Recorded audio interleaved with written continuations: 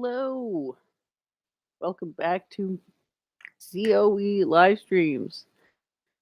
I will be reviewing a bit of a convo that I had last night that I thought was a lot of fun. I realized probably the worst time that I could be doing a live stream right now, but whatever.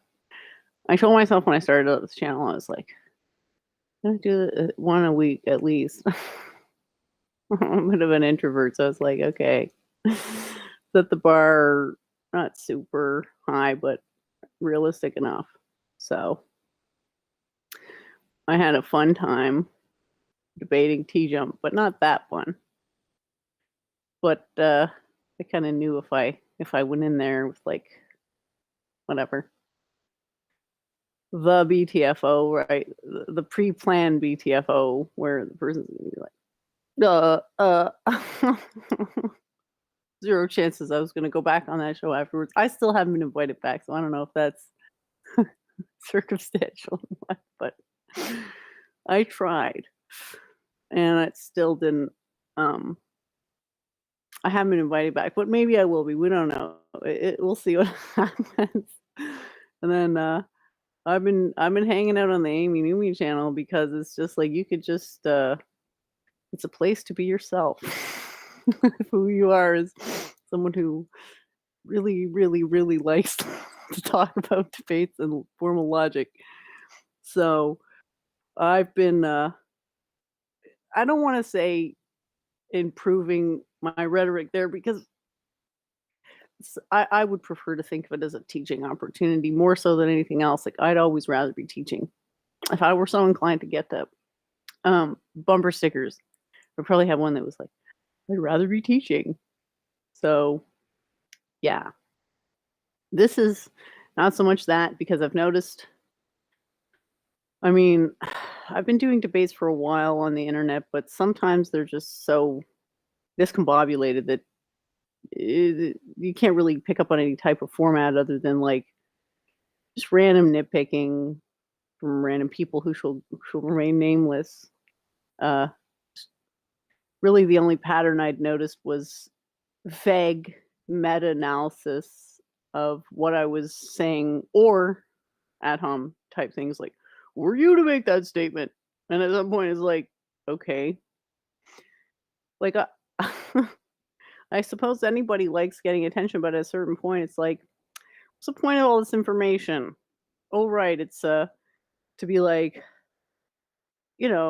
Jen must be wrong because if Jen's right, then that means I have to do something that I don't want to do, which is admit that I was deceived.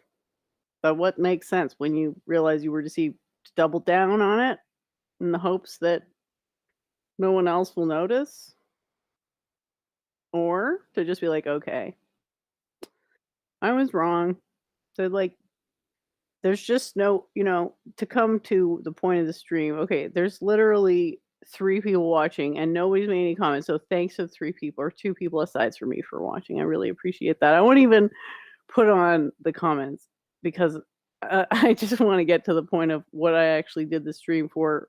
But I may wait till there's a couple more people watching if anybody else shows up. So let's just have a listen to me going in and thinking. So this is post T-Jump debate where I've already sort of trained my algorithm, sensors, whatever you want to call it, on discerning the Socratic, what I've come to describe as a Socratic method or whatever. Yeah, it's tough because it seems good faith at first. It seems like, oh, well, this person's asking all these questions. Aren't I special to be getting interrogated like this? But then it's like, okay, what next? And then, oh dear God, we've gone into crazy town where it's like, you're going to disprove, you're going to cast doubt on attributes of the eternal tradition. It's got eternal in the title. That's not a coincidence. And obviously not everything that purports as eternal tradition actually is, but the stuff that actually is, to think that you can cast doubt or even to debunk it, like certain T-jump thought he may have done with my admittedly poorly presented argument. That's ridiculous. Like, there's no argument against a mentor. There's limitations to what a mentor can impart. But there's a, you know, I'm a touch disappointed that we can't take slightly more like, I don't like the word nuanced for a lot of reasons I feel are probably pretty obvious, but, I do wish we could at least accept that even if we don't agree, that's still we can still argue even if we don't agree. We just have to understand what the other person's saying, and if we don't take the time to maybe there is no way to, like, have a clear definition of everything, and maybe if we did have that clear definition of everything, we wouldn't disagree, but you wanna sorta spend some time figuring out if converging towards an agreement on it with regards to definitions of terms is even possible, because it may not be. And in some of these cases, obviously, people are just talking to have something to talk about, and they don't really want to go too deep into the questions. They just sort of want to stay in the shallow end, the comfort of everybody basically being wrong, and just like niceties and stuff. It's like that's just weird for me because I can't relate to it because, like, I don't honestly, I wish I understood it, but I can't, it's basically completely backwards for me, like, I'm used to super harsh I'm sort of expecting super harsh, maybe criticism at the beginning, but then awesome total, like, acceptance at the end versus, like, acceptance at the beginning and then getting harsher at the end. I had a really good name, but I forgot the name, so I unfortunately can't share it right now. Get that going eventually. But yeah, there was a question, which I will answer in a minute, but let's listen to me. Absolutely BDFO any possibility of this. If you don't think the Socratic method can be defeated, just stay tuned because I have such sights to show you. Anything that's non-trad can be defeated, just a matter of figuring out how. Where some of the Socratic method, it's not really obvious how to defeat it because it's so dang appealing, isn't it? Just so flattering, to fan your balls with the questions and then onto the whole, it's just if you really want to see an expert in this just watch me debate T-Jump. Like it was great, for what it was, which is the worst thing ever, which is like I don't even know. There's no metaphor for just how absolutely terrible it is to start off feeling like things are going in a good direction and then find out at the end it's like, oh my gosh, is this like there's something about it that seems insincere, bad faith. I can't remember who it was that came on the show lately that said it was satanic, and I would never use that qualifier, but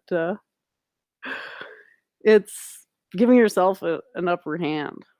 And eh, I mean, who doesn't see the appeal of an upper hand? But you don't really win if you're cheating, and it's a bit tough to know when you're cheating in a debate. So I really just want to avoid the appearance of cheating. However, it can be a lot of fun to give yourself challenges like taking on a panel all at once with everybody disagreeing with you. That's one of my goals. I'd love to take on like just I said 25 people just to be silly, I guess, but I'd love to take on a panel of evolutionists at some point, just every single one of them. And I hope logical, floggable, blobbable will come back and be on that panel, and he can tell us about all of his whipping fantasies that figure so prevalently in his mind that he has to bring them up in every combo. So back to what I was saying. I cannot even. I have to come back to this. Just how totally blue balls wouldn't even come close to describing how horrible the Socratic method makes me feel. But it's in that direction. It's just like, oh, something good's gonna happen. Oh no, it's gone in a horrible direction now, and now I have to reevaluate everything I ever thought about you, and just be like, what? So the whole point of what I'm doing right now is to ultimately get us debating stuff that doesn't make me cringe.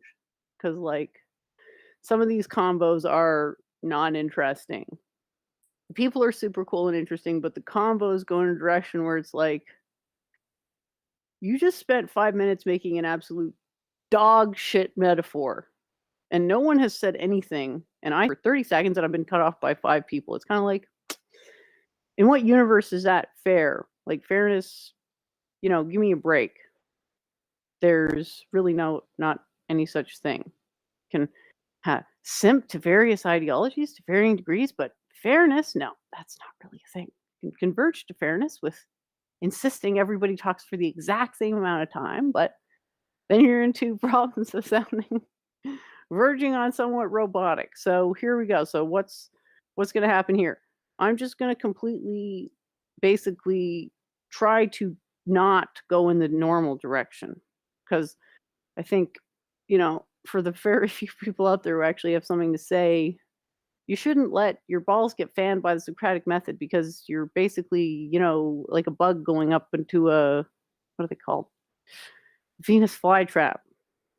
Don't go into there. You don't want to seem like a chump for taking the bait on a bad faith line of questioning. So I'm excited for how this went, because it was just like, how far down this train of somebody else's logic can I see at once? And I felt like I was getting real far. But yeah, basically at the end of the day, I'm really super interested in the Socratic method, the way the people are using it right now. We should just stop that right away. We should stop the shitty metaphors, stop the Socratic method, and learn how to steel man. For the love of God, learn how to steel man. You're so obviously attached. This is, the proverbial anyone in particular, so obviously huge attachments to this notion of debunking, or showing a logical fallacy in someone's argument. That's really silly, and like, don't think you're doing anything other than jerking yourself off, time wasting to do something like that. It is such a minor part of learning to try to, like, one up the teacher based on an alleged logical fallacy. Really not working. And if you're doing the Socratic method, you're sort of,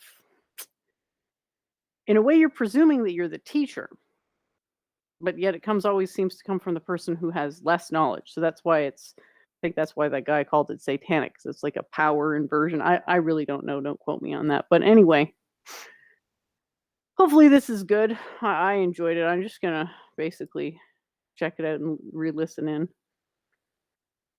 Absolutely. Yeah, no, I get that. Yeah, that's awesome. Yeah, because it's sort of, we know, we try to compensate for that fallibility of the senses, right? We Exactly. have, spectrometers and interferometers and things like that to try and peer review, which is one of the biggest ones. Yeah, absolutely. Right, which is totally infallible, right? Well, no. I don't know anybody said go ahead and Socratize peer review for me. Why don't you? If you're so objective.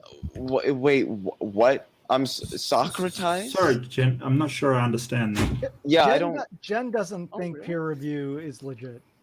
It's not that I don't think it's legit. It's just not a way to acquire knowledge, just like the Socratic method. And there's a bit of a true, but of course peer review is legit. Knowledge can be acquired in ways that are untraditional, which is obviously fallacious.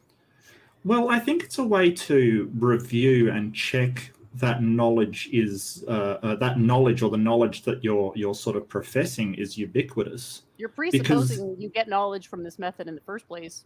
I would go ahead and deny that, as it hasn't been demonstrated. I don't think anybody's saying that you get knowledge from peer review, just that the process of peer review increases the probabilistic likelihood of the accuracy of some statement or claim by sort of checking to see if it really commits itself to the things that it's claiming it does. And I personally, I don't see a problem with that. Well, to Jen's just confirms the evidence. Yeah, to Jen's point, though, science is about self-correcting. And by definition, how can you have science is not about self-correcting. Science is about models. That's right. Well, but yes, there is a self-correcting nature there, and if it there's is a mechanism. When it's done correctly, it's self-correcting. But that's a bit to phrase it that way, I would caution against, because there's a metaphysical, framing as well, which you could argue is before it becomes science. Yeah, I don't disagree with you. My point was I liked a lot of your questions from before. Actually, that's kind of part of what enticed me to ultimately come on, was what you were saying. I think about the senses being okay. So I don't know if anyone actually understood what Leophilius just said, but it was basically like this wacky kind of materialistic two-step where it's like, I know everything, ha ha ha. But then as soon as somebody calls me out, oh, well, actually, I didn't actually know that. We don't really know anything, but in this totally unknown, everything being completely relative, nothing ever being for sure for Foucault. Well, we're like a little bit kind of sure about these kind of things like particles and empiricism and Hegelianism. Even though I've never even thought about proving these things. Just because certain religious groups will mention don't have an argument doesn't mean that there isn't an argument. And just like heptuple down in this idea that there's no argument vis-a-vis transcendentals is just a bit like, why is this happening?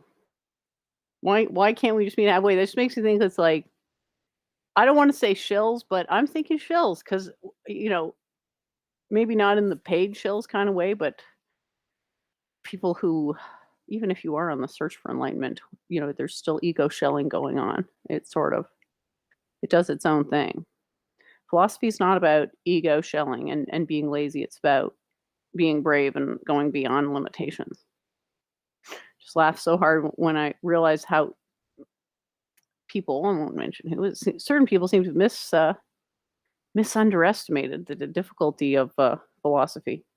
It's harder than, when done correctly, it's harder than physics because there's a two-step reasoning, whereas physics is really just a one-step reasoning. Plus, you can use computers with physics. Not really clear how to do that with philosophy. So step one, solving a problem correctly is don't misunderestimate the complexity, right? Complexity is what it is. I mean, we can wishful thinking Occam's razor over and over and over, but at the end of the day, you don't change what is reality. It just is, and then you adapt or don't. And that's how that goes. Being unreliable, like, you can definitely acknowledge that there is a problem with senses and that there are ways to be more reliable than the senses.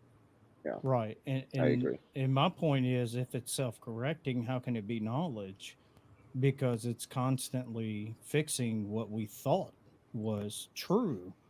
What's wrong with that? God's the root of knowledge, and then you correct on the way to getting the God. Remember, that's actually like a really good question. I don't really think you got a good answer. That's a really good question, though. I mean, whatever.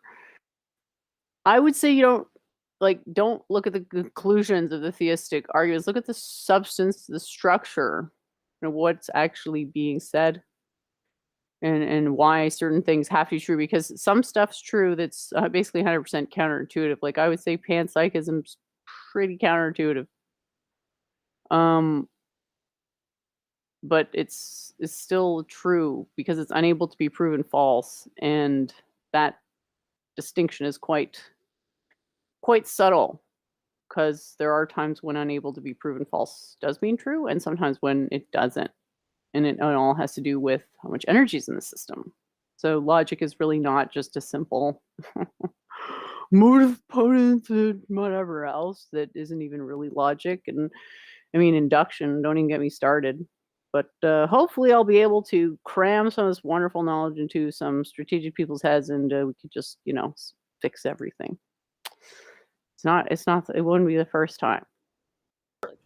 we're not saying that the outcomes are absolutely true.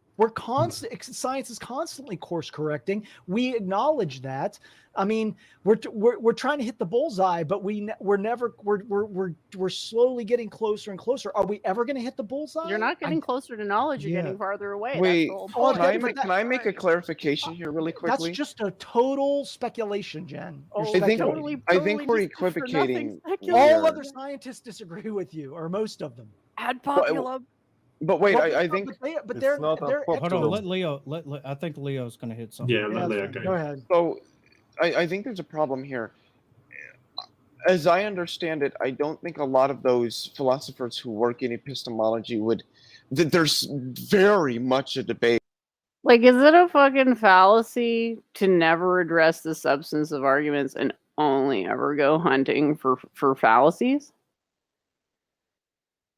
About whether the scientific method gives us knowledge. Right. And myself, I don't know if I'm willing to make that commitment. I don't think science gives us knowledge.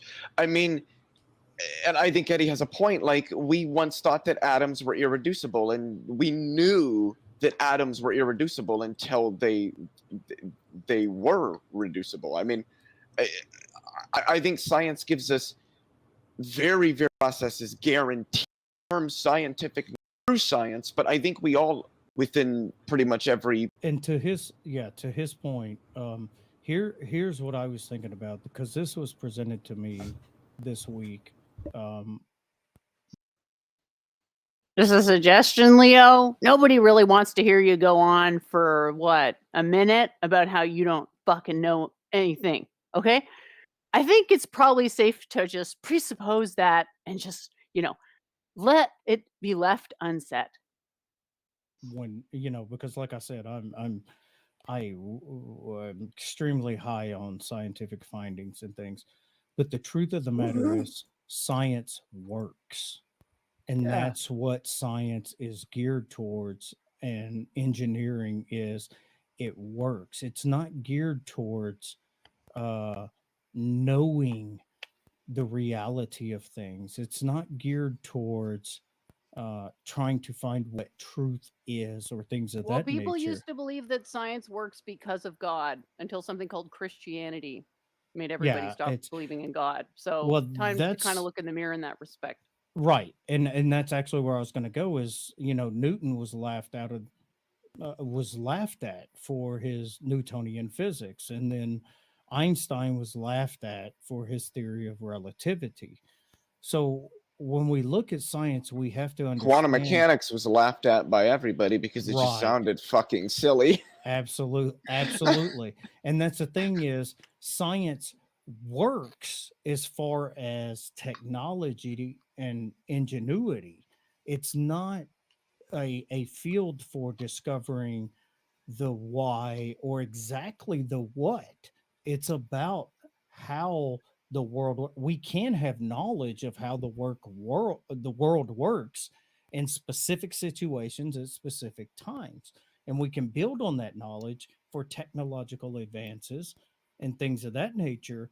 But it doesn't give us the whys to life or even the what. We don't even know exactly. For example, we have models for models and models.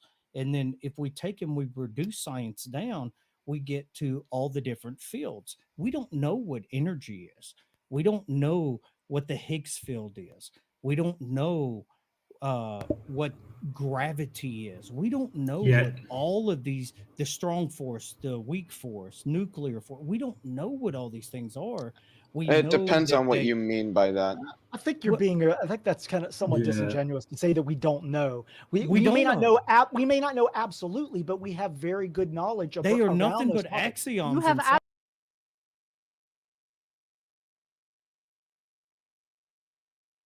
have it's like a bit. It was a bit. It was definitely a bit. You know what I mean? It's like what's wrong with just saying yeah, you have a point. I'll concede that. It's actually a wonderful way to get a break in the convo so that it doesn't always end up being. Do you really want to always be at each other's throats in a convo? If that's what you're all about, cool. Just do it away from me, please, because I'd rather have a convo that doesn't feel like fending away vampires. Just a personal preference. I saw a comment in the chat. It's my mom that has a crush on him. Lambie. I don't think I re-listened to it even one time because I think we all know that may not be true. Am I likable? there's a lot of people that feel very strongly against me in a negative direction. I think we probably all know that. But there are parts of streams that I do rewatch many, many times, but that's not one of them. Absolutely no way Well, of knowing they are not- whether you're I right think or how a right good you are. point- Okay, everybody, one at a time. Come on. They are axioms in science. That's it. I mean, this no. is not controversial. We don't know what energy is. Yeah, we do. Energy is the ability to do work. No. That doesn't tell us. That is an axiom in science. We know we have the law of conservation of energy. We have that energy cannot be destroyed and cannot be created. These are axioms in science. Why are they axioms? But hold on, they might be axioms, but they are a posteriori axioms. Those are not what is that's not an energy? What axiom is in energy? science. What is Energy is the ability to do work. What is energy itself? What is the substance of energy? Energy isn't a substance. It's the ability to do work. It's a potential existing in all systems. Right. It can actualize, That's and we an can measure its axiom that we actualization. use in science. It's not really an axiom because It is, it's because a it doesn't tell us what posteriori. energy is. It's based on observations. All So right, so I let's say would it's fail an to see axiom, how it's fine. axiomatic. Fine, it's an axiom. So what? But Go on, it's an I don't axiom. grant that, and I'm the one Leo's having going to the say no discussion to here. everything because he just No, I'm likes not. to say no to I everything. would so appreciate you not try to characterize my arguments. I What- can It would do be that. The ability to do work. Even He's go not to a satisfied with that scientist and answer, so They say what I. What Why what are is you the trying source so of hard energy? to put God somewhere? What is in the there? source? The goalpost too. The problem is we're thinking about energy as if it's an object. It's not a thing you can point at and say that's an So energy. it's not in the physical world. And well, of course it is. Well, but it's if not it's an in the object, physical but it's- world, but then it's what not- but it's in the physical physical world? what physical object It's- is? so What is the it's- concreteness of energy? That's the thing. It's conceptual. It's a way of describing a system, So but it then it's isn't not a physical science. thing. It's much like kinetic energy. It's like asking what is kinetic energy. It's the energy contained in the Well, motion one of has some provided system. some But then saying, empirical oh, but evidence for that doesn't tell me then. what it is. Has That tells me anybody what it does. here- No, that's what it is. Has Kinetic anybody here energy taken science is classes? the energy contained in the motion of some I've system taken- or object. Yes, Jason, I've taken many science classes. I love What? science, but Well, but I can you're tell saying you the things that you're saying don't seem to comport with that. that's fine because you think of energy as this figured out thing that we have. Matter of fact, you It can is. even go to what is the PBS show that talks about all this? They will PBS Space Time with Matt O'Dowd. time. Go look at what Yeah, I watch those energy videos is. frequently. Right. Go look at what's energy is. We don't know what it is. Yeah, It we do. is base. No, we don't. Okay. All we know is there is something there. So that why don't we know what transfers- energy is? Well, I want to take a different tact, and so even if we did concede we don't know Sure. what energy is, you're assuming that science can never know what it is, and that's why I said I yeah, didn't because assume you're that. like, Nothing Well- I said assume that. okay, No, I was talking about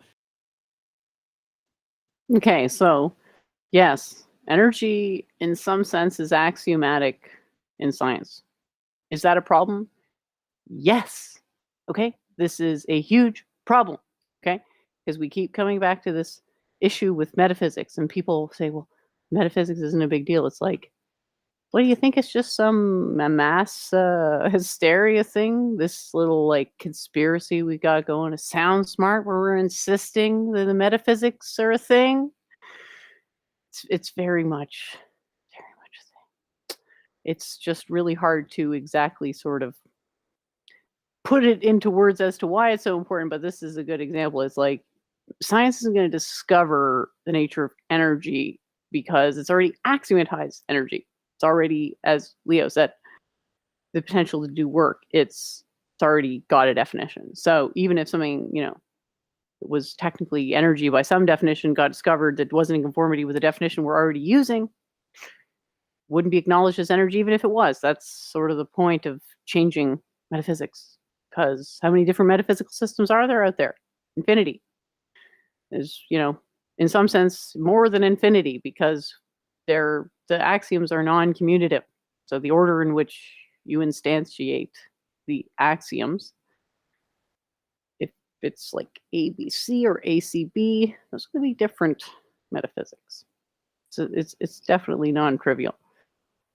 Not a big deal. The answers are already all there in religion, right? But the problem should be acknowledged rather than just like trying to cast out on the idea that there even is a problem. Like, obviously,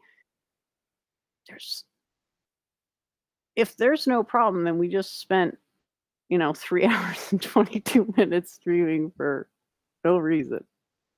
The fact that we take scientific knowledge as being this, this that we have all these different answers to, and we don't even know what the fundamentals are. We have no idea. We have no idea where the strong force or the weak force comes from, or why they are the way they are. Good ideas Well, about that, we actually. Yes. model them Yeah, and I model agree with you. outcomes. We So don't what are have models? to know What are where they- models? What's So what are your models? conclusion to Well, that? they're- I'll grant They're you what you're saying. descriptions. What's your conclusion to that line of reasoning? The reason in asking these is the confidence in science, as if it's this way that we can know things more than we Yes, can an know what goes attachment on to in certainty. reality. Everybody wants The Does religion outcomes, not deal but- with reality?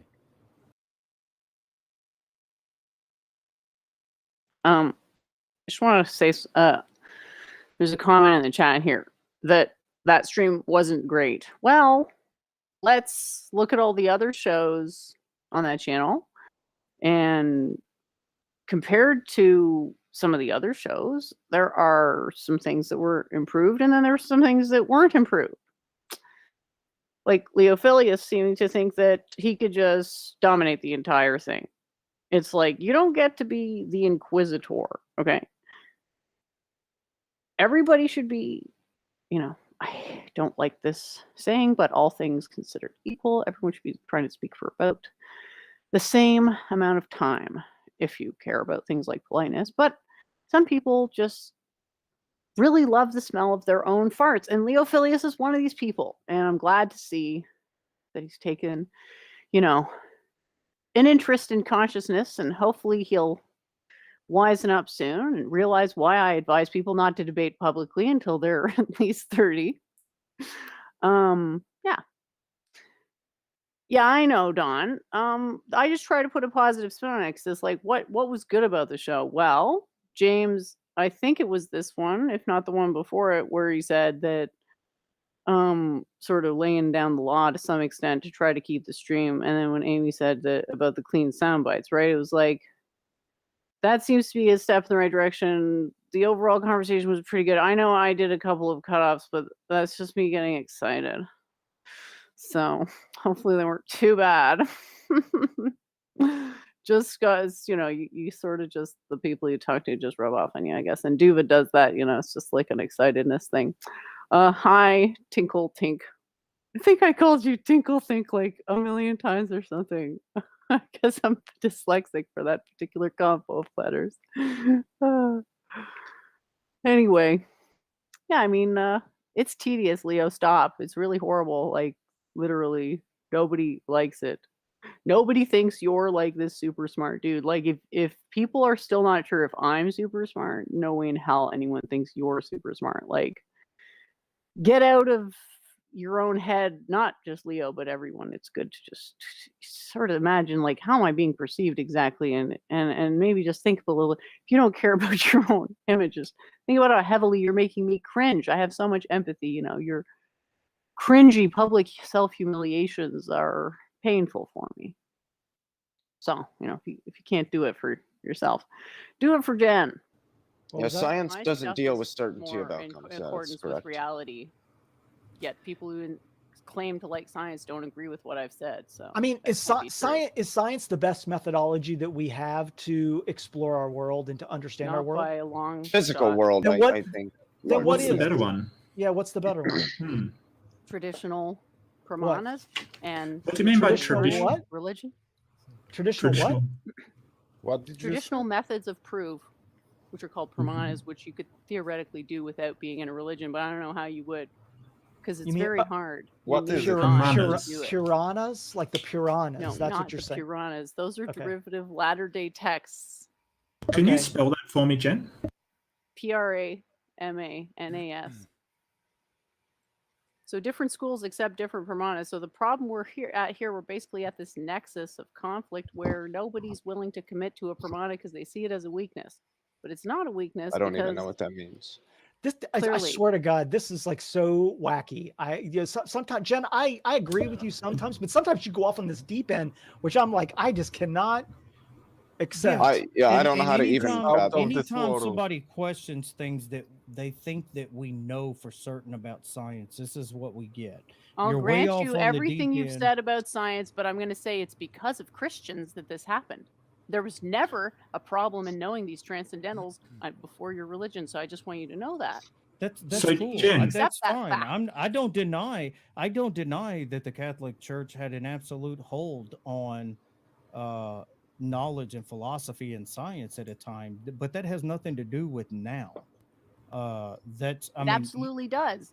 In the it times doesn't, before because Pythagoras, everybody it- just took God for granted because you needed to have the transcendental God so to do so math. you think because in the past What? And then the they Christians were thought like, well, that they actually, were God is this like volcano demon. okay, And then it but was you I like, think think that's a little because in the actually, I don't want to past- believe in that. And then it was like, oh, but that was what I So- wanted to say with my opening before, but I won't get a chance because my thing So crashed. you or whatever. think But in yeah, the anyway. past, because they controlled the knowledge of philosophy and science, that it's still like that today? Do you have any reason to believe otherwise? I mean, look Absolutely, I how do. much atheism there is. I absolutely. It's Atheism not is just not the because fault of Christianity. that would be because of fundamentalists. Oh yeah, right. Prove that. You It would cannot So- be prove because of that. I can fundamentalists. prove that. Jen, Why do we Jen. consistently? Why did so many people? It's like,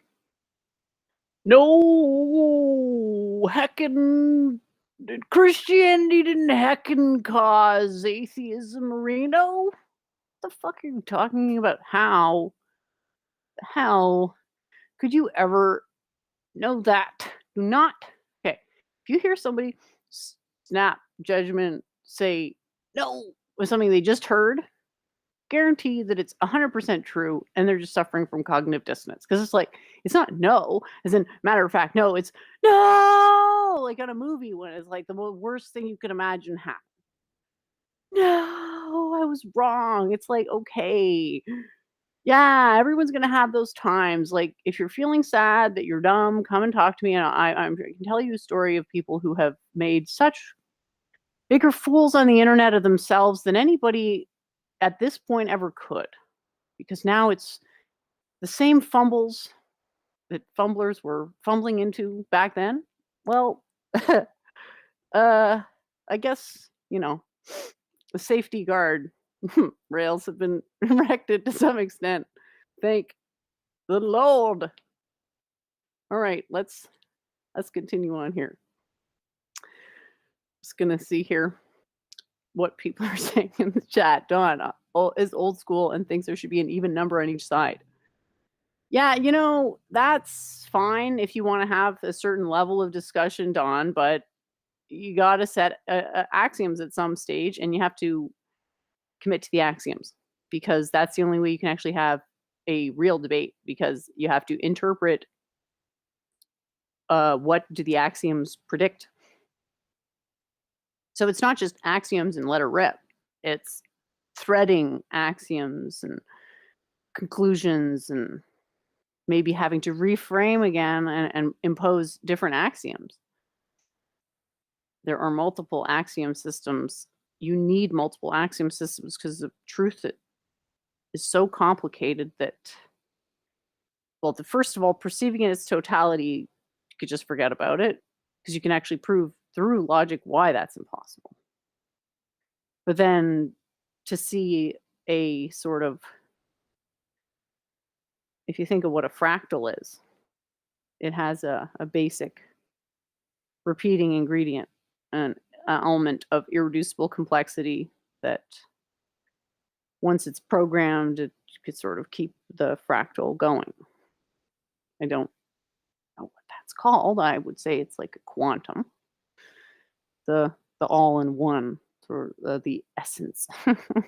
Can we have knowledge of essential aspects of truth? I would argue yes. People who disagree, that's fine. Go play video games for the rest of your life. I don't care if you don't agree with that. I'm not just making fun of T-Jump here. I think, he probably could have better arguments, and he's not dumb, but to use your intelligence that way is bad karma. I'm sure this dude must have an inkling of that. Yeah, free flow combos are the best. The whole super structured crap's kind of boring. Yeah, but then people don't want to go on the internet and then say super intimate things because it's like there's no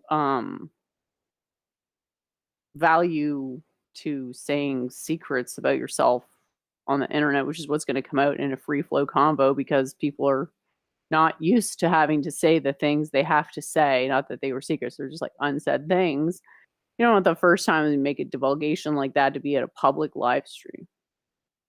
So it's tough, right? Like, I think the only thing that's really going to make sense is for people to just come on and get comfortable feeling clueless and like they don't know anything and being okay with that and just learning the method of question and answer, not always having to be in the question and answer vibe, but knowing that that's what we want to eventually go towards if we want to learn anything. Yeah. Leo's in the power pose, I see. Oh. Yeah, it was a pretty hilarious. Like I rewatched a bit of it before I noticed I made some of them laugh, so I was pretty excited about that. And then I had this Socratic gangbang meme, and I was saying that I don't know if it's come up yet, but in the thing, but it said that peer review is like a Socratic gangbang, and then the bottom of it's cut off, but it says me about to submit a paper for peer review. That's my new meme. One of the ones I made today. It's been a good day for memes. I'm not targeting anybody in here. It's just a general trend I see. So many people say, well, you can't prove that. When was it established that something needs to be proven before it can be accepted as true or probably true? Amen. Probably a prudent move to prove stuff before assuming they're true. Not don't you think? necessarily. If you hear Proof jing, is wait, enough. hold on here. I have an Relativism. example. I have an example here. If you see me walking down the street and you hear a jingling in my pocket, is it reasonable to make an assumption that there are keys in my pocket? No. You Could be don't know. changed. You can't.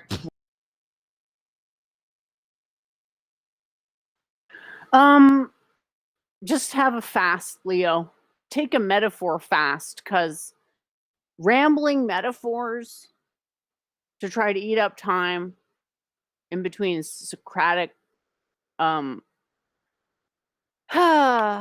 inquisitions doesn't cover up your ignorance as well as you think it does. It's like that metaphor about the cat with the efficient cause and the gravity. That was a really shitty metaphor, Leo. And you tried to use that as a metaphor to say that causality wasn't central to science.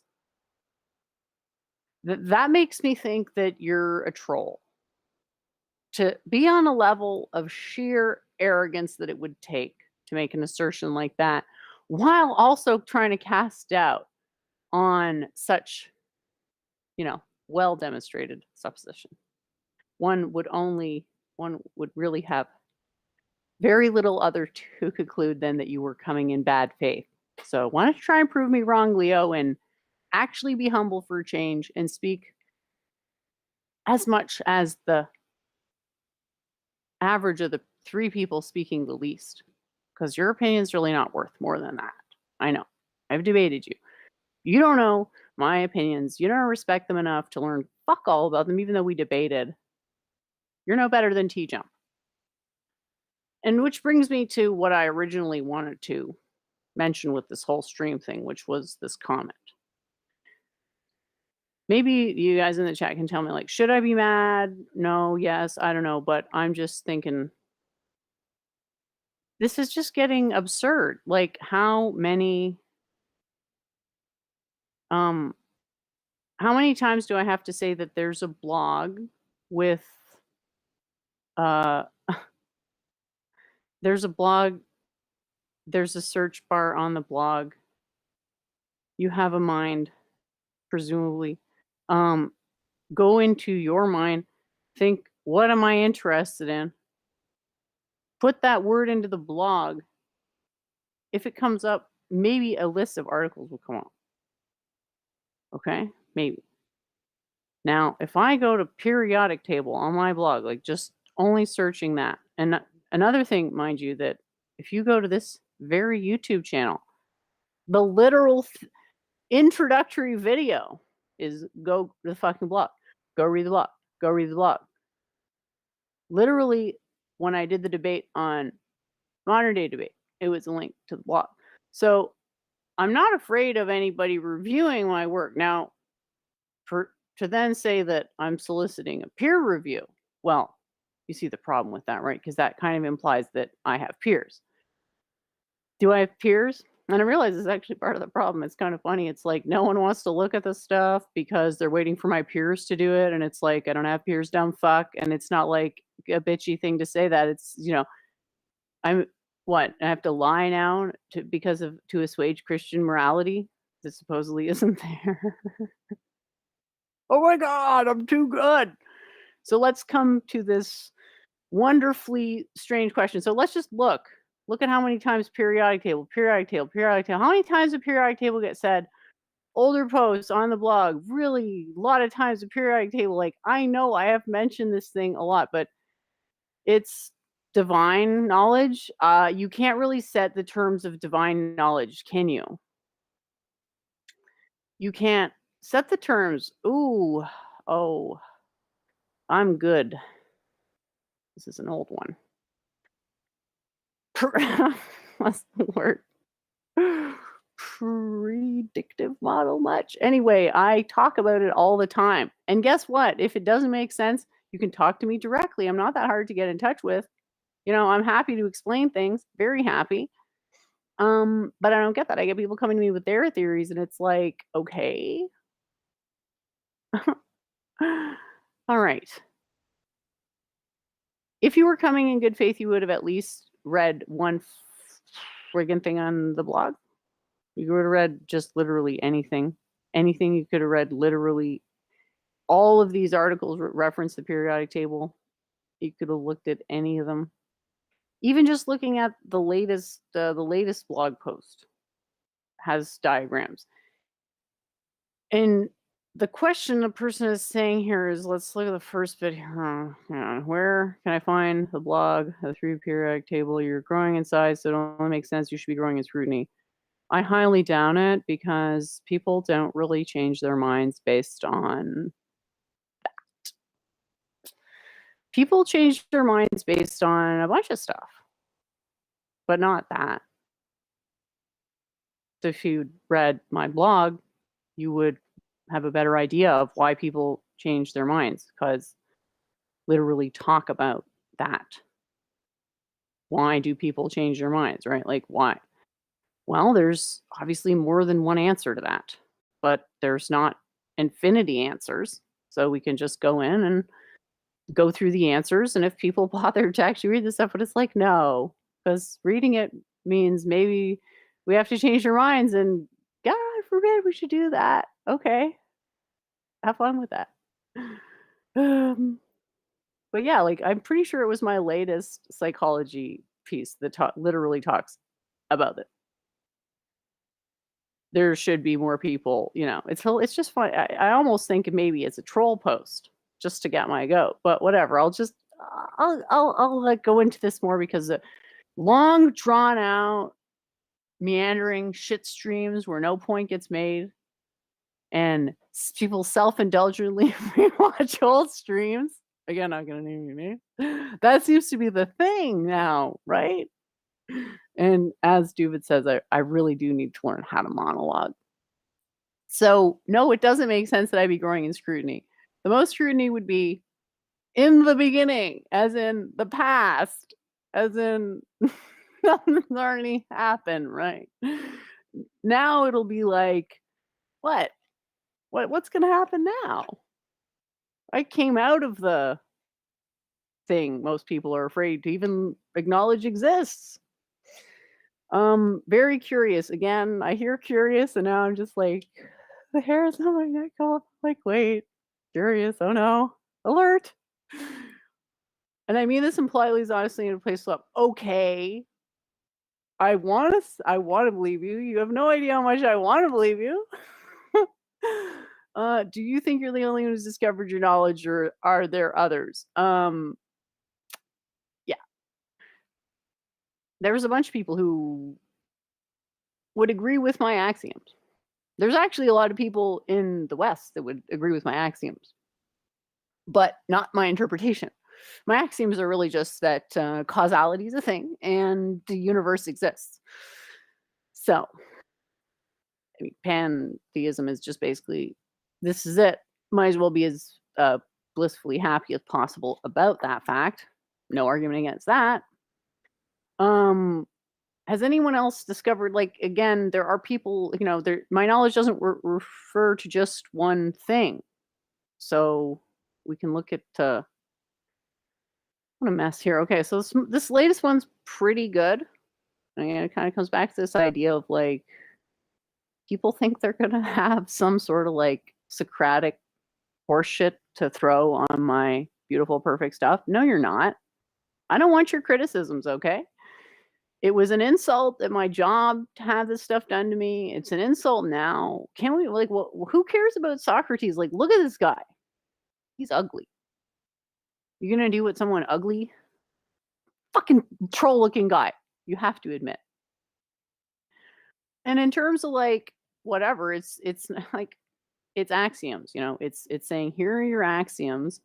Feel free to make your own axiom system. Probably don't want to do that. But feel free.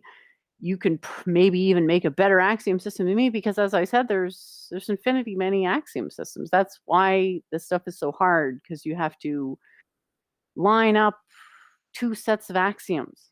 It's like landing two planes on a dime at the same time.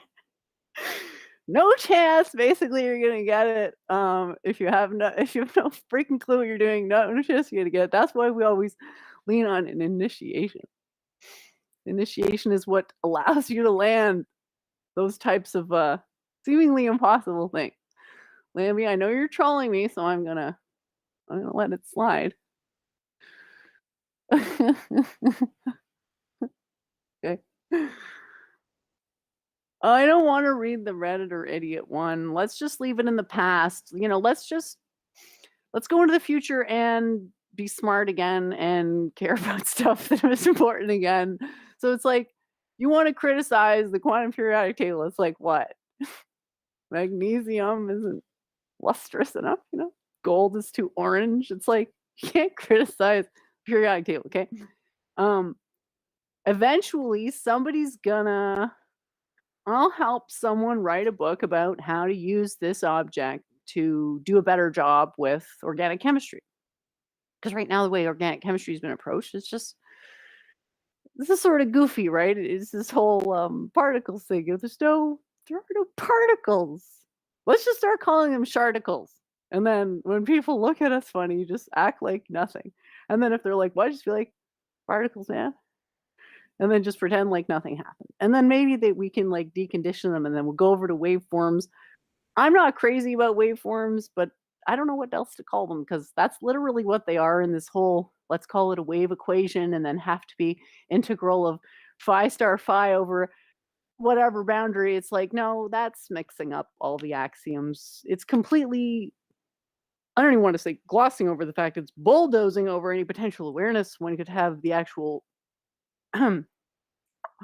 manner in which space-temporal dimensions arise in the first place. And that's what's so powerful about the quantum periodic table, is that it's a single image showing you this fundamental 3+1 attribute of the universe, of which we directly experience but a single facet, which is the fact that we live in 3 dimensions, and that we have one dimension of time, which is maximally orthogonal to space.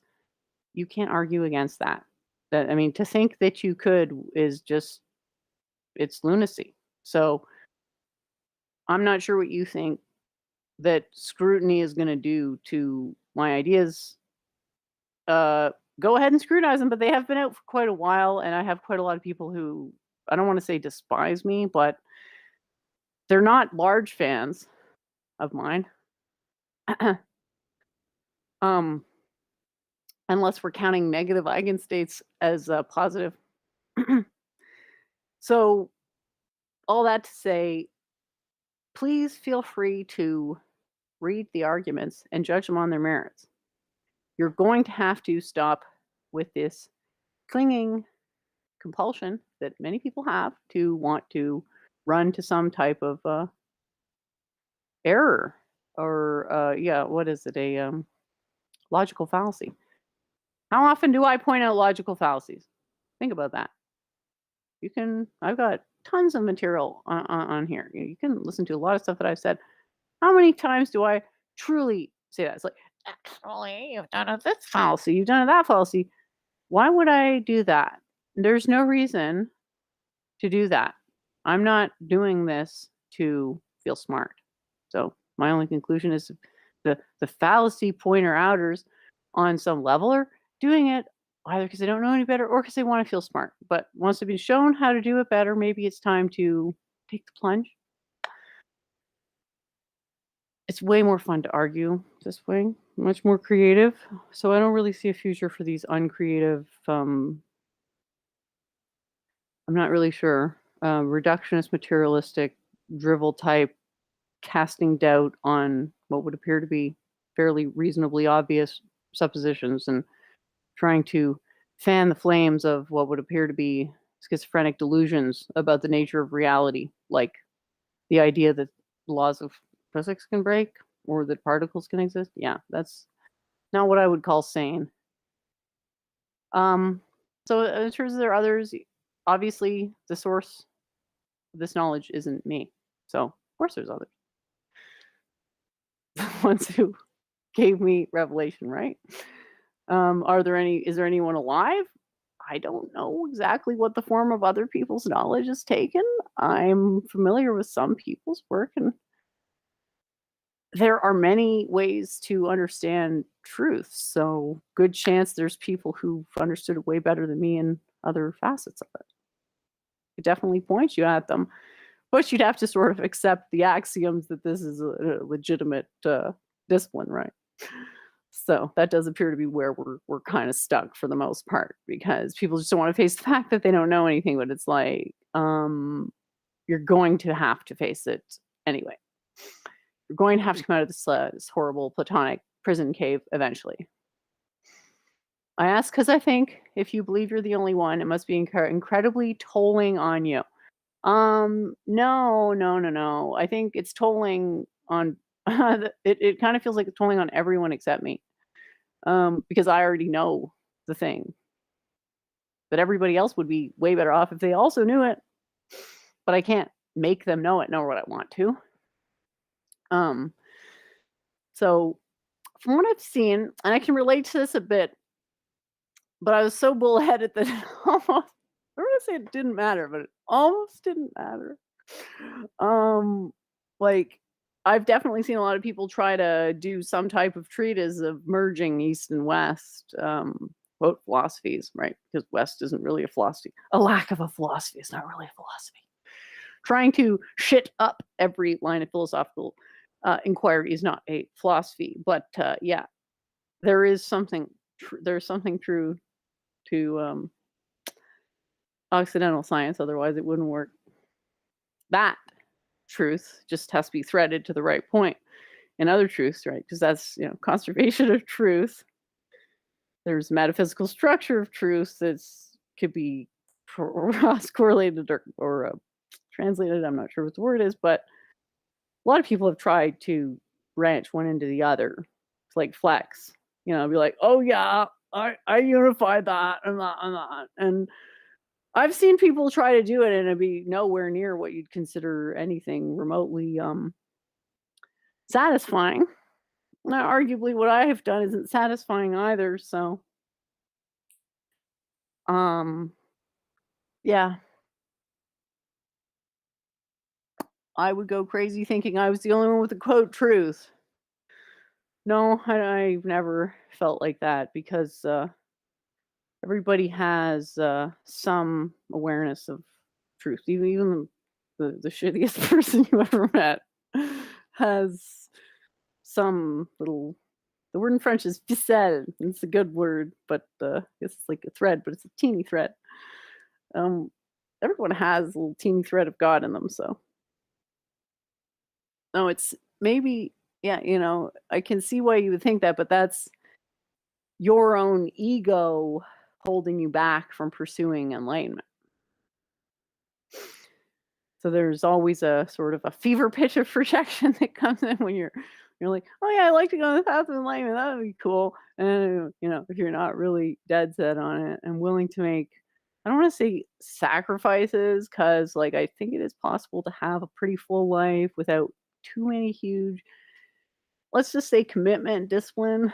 I don't know if that even goes as far as sacrifice, but yeah, I mean, it's there. The door's always open, and it's just super hard. So I guess that to answer the question of thinking I was the only one with the truth, I think if I couldn't communicate it, I'd be frustrated. No, frustrated is not even the right word. Like maybe it's just sad that other people miss out. But it just never occurred to me. And for all the time before I had the periodic table revealed, which is when I was 30, it was just like really just totally bullheadedly figuring I would eventually figure it out. There was really no doubt that I'd be able to accomplish this task. It was just a matter of being persistent enough. But for what I've seen the other people who tried it, yeah, they definitely I don't know. They sort of get to a certain point, and you can tell that they just really want to finish it. They're not really clicking. They don't really want to. They don't want to have to start all over, but on some level they know it's just like this isn't going anywhere. But anyway, I hope that answers the question, but let's just be real here. This is not any type of question. If you don't know what's on the blog, but you want to come in and start doing meta-analysis, that's a burden of proof shift. It's a crazy amount of burden of proof shifting, right? Ultimately, the Socratic method is a hostile to wisdom, because rather than giving wisdom a platform, it's just nag, nag, nag, nag, nag. It's like, oh my gosh. Yeah. There's my little midnight rant. It's midnight somewhere, right? Prove that there's keys. It could be something else, but it's reasonable to say, yeah, that could be keys. It's probable that there are keys in my pocket. That's reasonable, isn't it? I mean, would anybody in here deny that's reasonable? No, I think it's reasonable. I think it's reasonable. Exactly. You don't have to prove something to demonstrate that it's reasonable or probable or plausible. But you and I understand that you and I have a better understanding of epistemology and, being so probabilistic. Why do atheists continually ask Christians to prove that God exists? I don't think a Christian needs to prove that God exists. You just want evidence. I ask for evidence, not proof. What is? I ask for somebody to demonstrate. At least I say, is there anything that you think might convince me that it's more probable or more likely that God exists than not? Nope. And if I see that, I feel that maybe not right away, because I don't think, at least largely, maybe with really simple stuff like, wait, who won the football game on Sunday? I thought. Let's say somehow we calculate that the probability of God existing is 87. What the fuck does that even mean? You know what I mean? It doesn't mean anything. The probability of something happening is 100%. That's what makes it so hard. The probability of anything happening at any time is 100%. So you got to disentangle 100% and find a bunch of sub things that are also themselves 100%. This whole probabilistic thing, this idea that things can be within ranges of certainty, has a very, very, very low range of applicability. It's almost zero. I mean, it really, if you think about where it actually applies, it applies kind of on the micro scale we've talked about the Heisenberg uncertainty principle a bunch of times on this show. yeah, it kind of applies there, but this idea that it applies to any great extent is fallacious.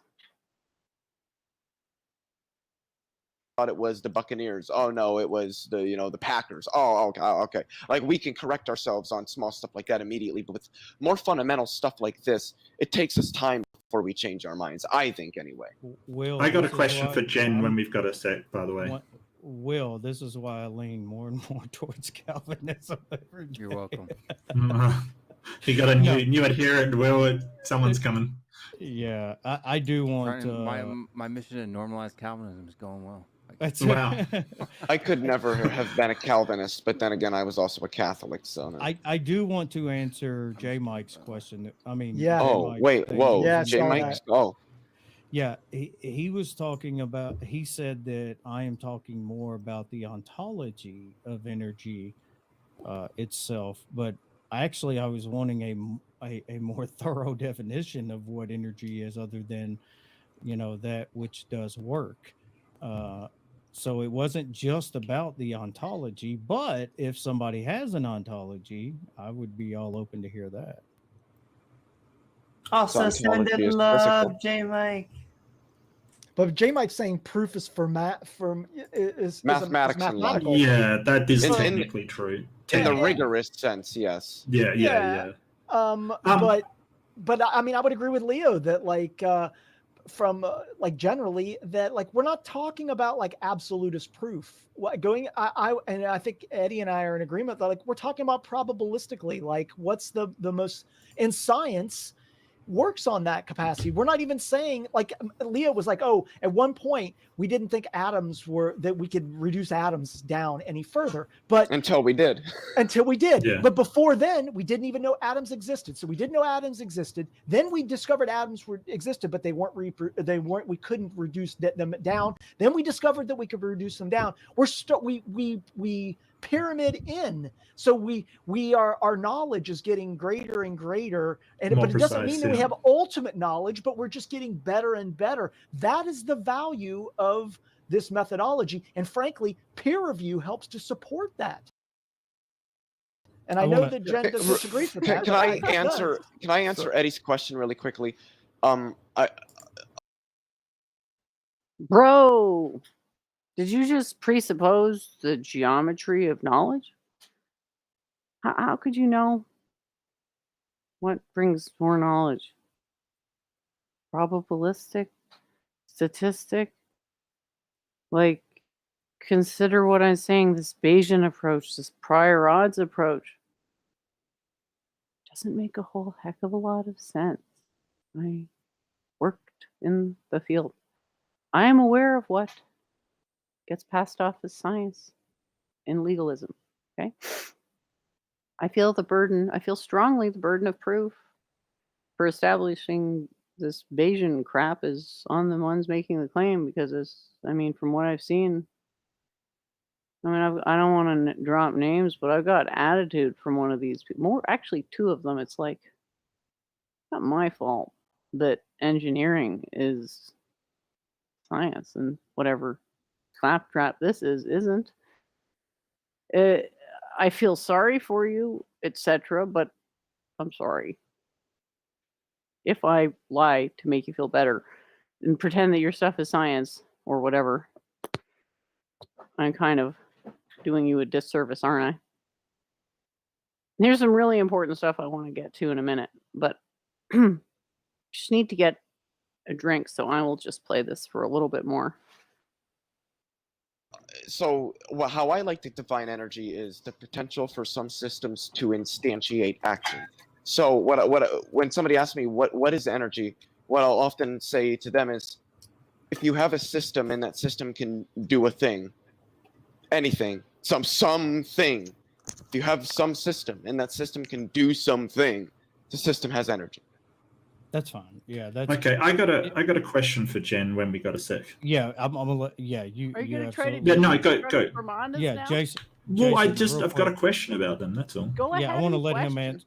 I want to let him ask her that, but real quick, Jason. Yeah, I'm with you 100%, and I'm definitely in the probabilistic, and that's why I said I didn't want it to seem like I was attacking science.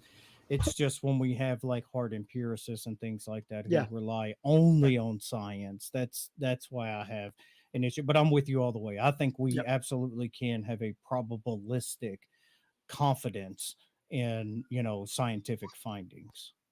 Hey man, I just want to say one thing. I like Will and Eddie. Anytime Will and Eddie come on, they're like my favorite Christians. Like because both I enjoy talking to both you guys. So It's not I me, like though. you too. yeah. So- I do like you, Jason. Even though So Jen, this what the chat insists on calling piranhas, the piranhas, right? The apparently, from what I'm reading, and do correct me if I'm wrong, but the three central ones are perception, inference, and the word, meaning the testimony of past or present reliable experts.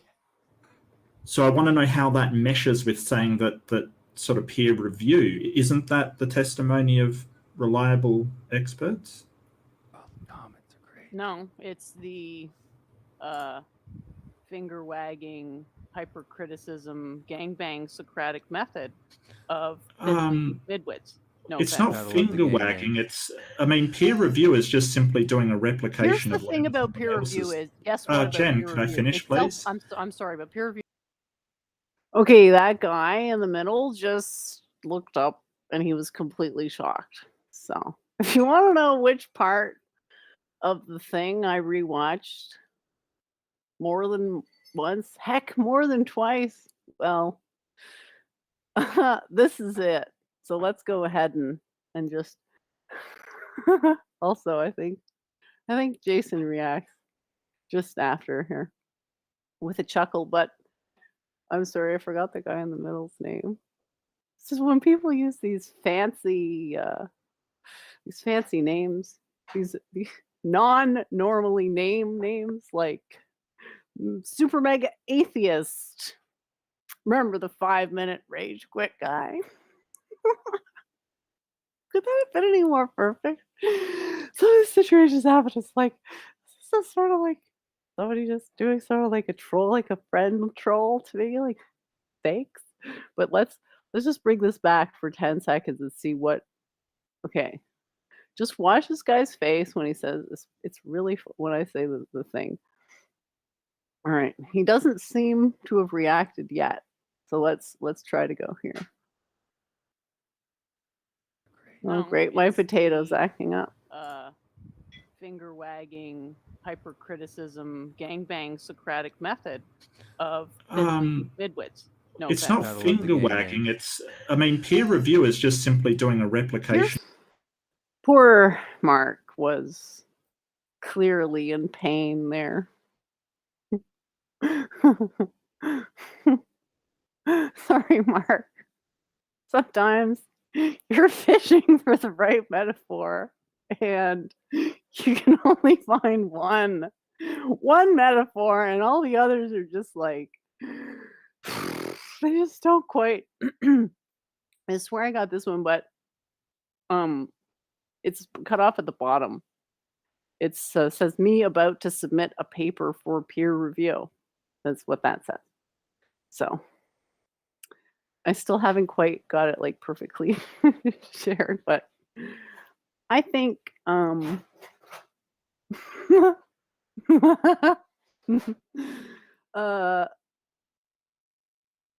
you know,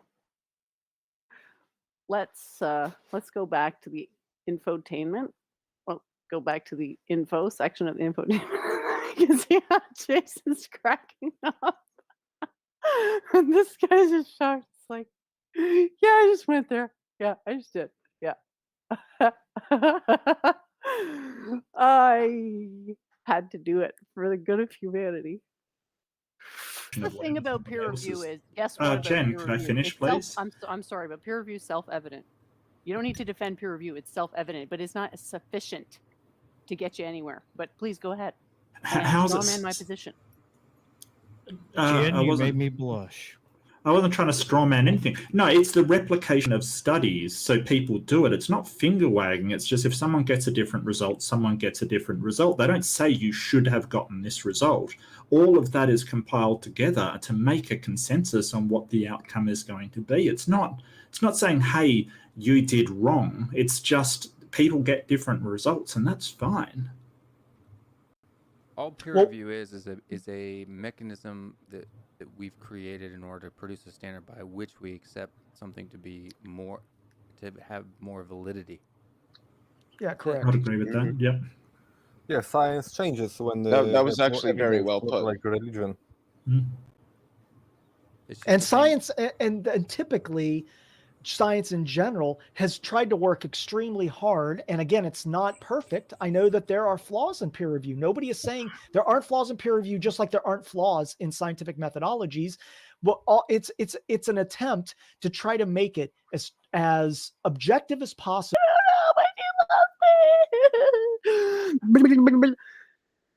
This is Christian. The level of apologetics that would make the most ardent Christian flesh is going on right now. Like, I thought there was somebody going to be busting out a guitar and just, I love science, everybody hail science. It got weird. And I think this might have been the turning point.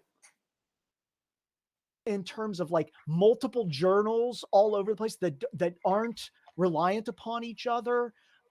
So again, it's not perfect. You can have, although as a scientist, I don't see this so much, but I guess you can have like biased reviews, like somebody can figure out who the person is and provides a slam review when actually the science is decent.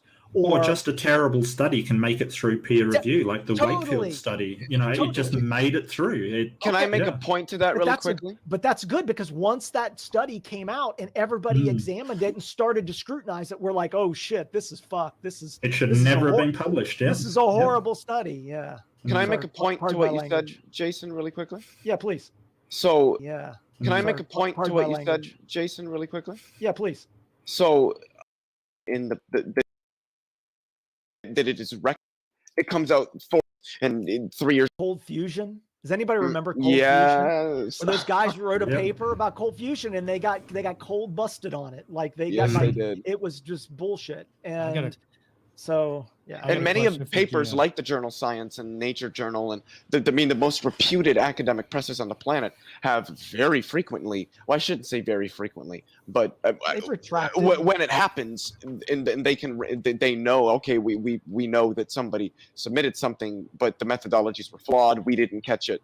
I mean, we're not Yeah, perfect. Nobody's saying peer definitely. review is perfect, that Yeah. it establishes truth, that it establishes Doesn't fact. establish truth. All it does is say, look, we've taken what this person said, we've done everything to our ability to reproduce their experiment, to even change some of the variables that seems to be the case. I just And they wanna do it hear- in engineering as well. In engineering, they have something called an RFC, or request for comment, and it's basically when somebody discovers something and then either improve it or disprove it or just psychology, which also incorporates neuroscience. There have been were not replicated and not true. So we do have, because now there is so much funding that goes along with being peer reviewed. Now, I'm not going against the peer reviewed process, but we have a lot of up and coming scientific fields in the soft sciences and other areas where peer review process has been absolutely abysmal. Well, So- let me. yeah. I'm going to say something on that. Go ahead. I'm sorry. No, Well- and the last thing to that is I want to hear Jen say Socratic gangbang again. Y'all are just thirsty on May tonight. Dang. It was hilarious. No, It was pretty it was funny. Hilarious. But the only thing I want to say is that You love not the really. scientific method, don't you? You love peer review. You really love No, it. I think it's a good thing, yeah. It gives you I a think warm it's a good feeling thing. in the subcockles of your heart, doesn't it? Peer review me, baby. I do Oh think my it's- God. I want to peer review the God. fuck out of you. don't be slamming on psychology. Like, 'cause She I is do think- wearing it out tonight. I'ma tell you- No, he's not Socratic slamming on gangbang. psychology. He's just- Come on, He's Jason. being I'm hyperbolic. absolutely- He's being Just hyperbolic. You're in a Jason. fight mode today, aren't you? No, Jason. no. Hey man, Hold I'm on. the only. I'm telling you, Jason. I love psychology. I suffer from mental illnesses I myself. am probably the only person on here that has publications in developmental psychology.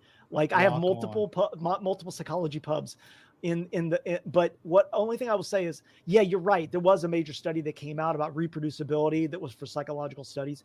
But that issue of reproducibility is not just an issue in the field of psychology. It's an issue across the board. And there's been a lot of writings on this issue of replicability, reproducibility, and the fact that science itself comes out with meta studies that examine that reproducibility is a testament in and of itself to address that issue. Agree. And I would agree with you, Eddie. We need more replication studies. Yeah. Absolutely, totally. I would agree with you. The only reason I brought up psychology is because I love psychology. Yeah. I have mental illnesses I suffer from, and my younger brother is schizophrenic. Okay. Replicating a study doesn't do anything. Okay. Never will. The problem is on the level of, yeah, you guessed it, axioms again. Those horrible axioms come to rear their ugly heads. So let's just see if my entire thing's okay. It looks like it's almost fitting in. It's good. So oh no, it's not fitting in. Darn, I'm gonna have to add it as a file. Oh, all right, I'll put the thing back on. Who knows how long this is gonna take. There we go. So I've been through so many different studies and meta studies. Will, that's cool as shit, man. I like that. Oh, you're so cool. Wow. Man, I can't be as cool as Will. I'm gonna do that. I'm gonna get a second camera. Psychology is close to my heart. That's the only reason I brought it up. Okay. Last thing I'll say is that if anybody's interested, much respect, man. That's awesome. Only reason I'm published in some of those journals is because my wife is she's a psychologist, and so I writing her coattails. So I do her analysis. Stop being humble. Oh, the nepotism going on here is just being humble. But you know what? If you're really interested, she's got a Netflix documentary on. Yeah, I was going to ask what that was. Awesome. What was that? Yeah, it's the series is called Babies, and it's a 10-part series on the development of children and babies, and it's like an intersection between parents' perspectives on babies and science. And so my wife does. Alrighty. Before we go too much into that tremendously interesting digression, you can't prove an axiom unless you accept a meta, sort of like a meta, trans, pan, para, pick your metaphor, or sorry, suffix, pick your suffix. There's a way to sort of set it up where you could prove an axiom. You could argue that what I'm doing is proving axioms. It's just that it's done on a different sort of scale. Sort of the same way science proves itself, or whatever it is that makes science a thing, proves itself in the manner in which those things we always talk about on the show that nobody knows what the hell they are. Machine learning and AI, the thing everyone pretends they're so interested in to sound smart, logical, probable, floggable. Looking at you, but so just a couple things. You cannot prove an axiom, but you might be able to really, really substantiate and corroborate an axiom. Why can't you prove an axiom? It seems like you should be able to prove anything. It's no. The axioms are how you prove things. You can't, it's a machine. So you're saying, okay, well, here's one part of the machine, here's another, and you can't interchange them, which is why you can't prove an axiom. An axiom is part of a proof. You can choose axioms and prove assertions on that basis. So this is sort of subject to review here, because I just came up with this today, and it's just my own random note. I just realized that the comments aren't updating. Okay, it looks like they updated now. Let's see here. Okay, it's good. Yeah. Causality is true. Okay, so let's have a look at the different ways that I've proven things to other people. Not the same way, mind you, as I prove them to myself. Much more complicated. The externally presented information is something that I do to convince others and take myself out of the equation. So consequent. Causality is true. Gravity exists. Therefore, gravity is an attribute of causality. So, is that a proof or is that a definition? Well, kind of depends what you're trying to do, right? Gravity can be a definition if you're looking at things from a perspective where it makes sense to presuppose gravity. But it doesn't always make sense to presuppose gravity. We need to know about the nature of stuff to know when we can presuppose what. Because, sometimes, the Earth is, okay, it doesn't actually always make sense to presuppose gravity in calculations because Earth is energetically flat. Conditionally consequent. This is what I got into with Monsieur Tejump when I decided to just hop on into the mud sort of preemptively or whatever. If consciousness is defined as waveform reduction, then pantheism implies panpsychism, or just general knowing about how the universe works without religion. Implies that it is panpsychic. So just really definitional.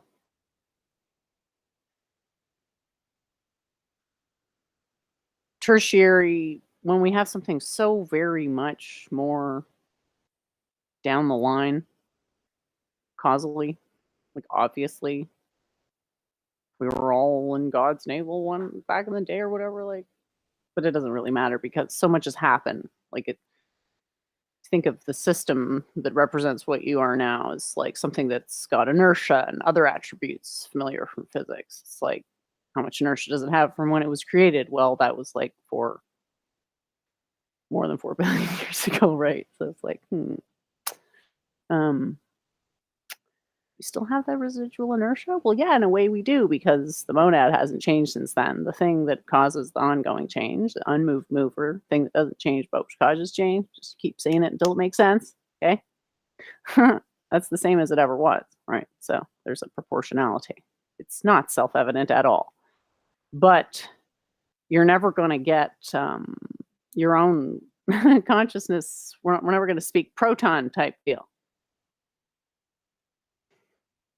We can't embody the language of the universe that way because there's just too many steps. Like because we became what we are over so long that to try to like tell a single story with it would appear to be impossible. So we have to just say, whatever, I'm sort of just throwing in the towel in terms of disentangling certain things. It's always good to leave the door open to future disentanglement. But there's a certain art, I suppose, to knowing where it makes sense to stop for a while. Key metaphors: climbing a mountain, right? So the challenges when you're at different altitudes are different. Gotta take breaks.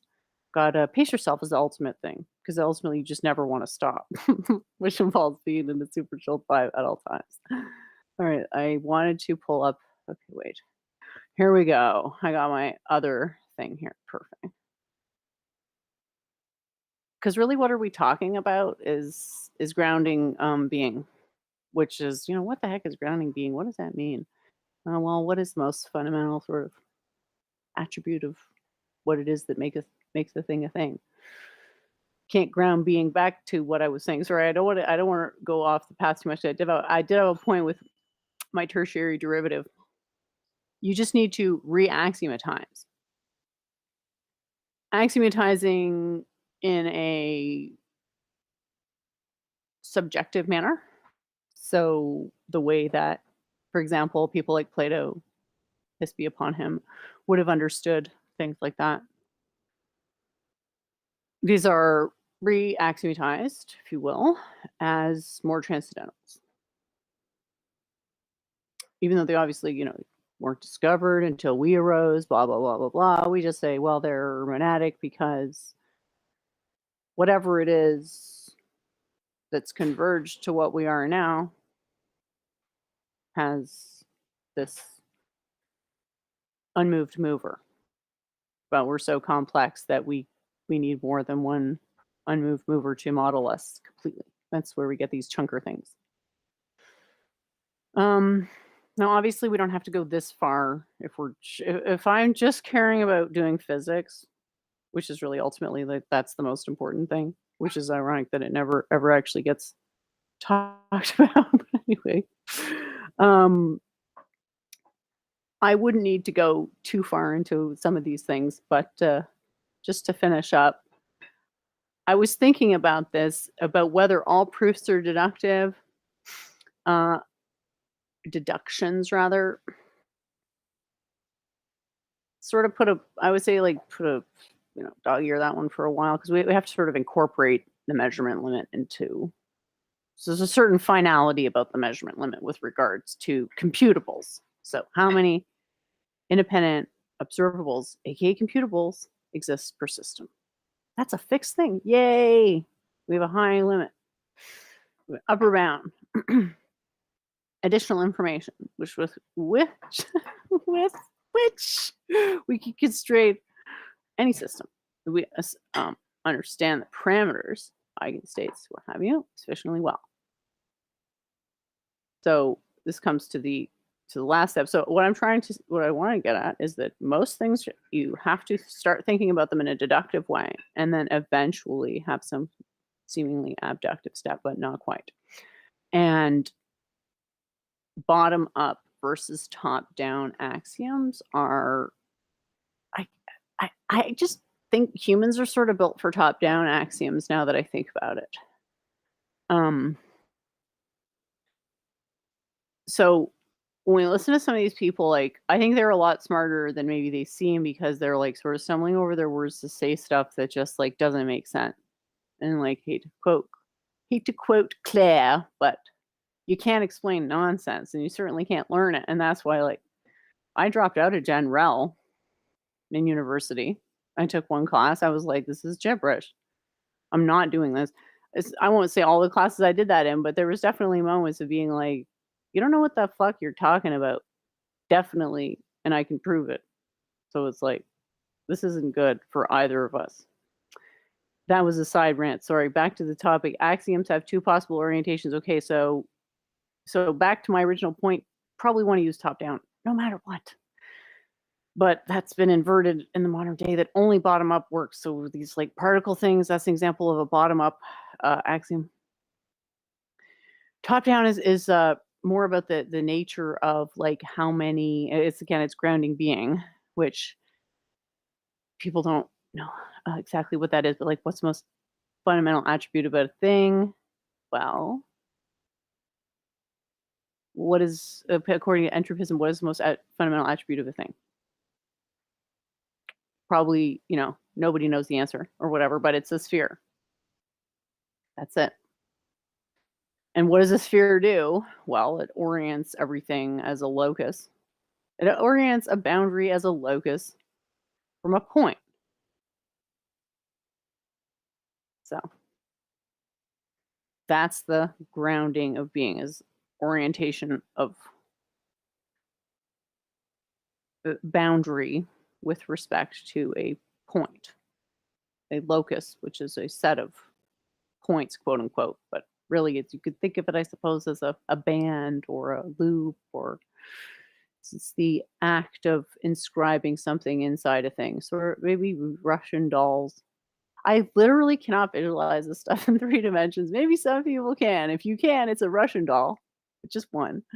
But if you can't, it's just a circle. Grounding being is literally that, just binding it with something that's actually literally a sphere IRL. So that is actually what grounds being. You can't have anything that is anything without essentially being spherical. It's possibly what is alluded to when some of these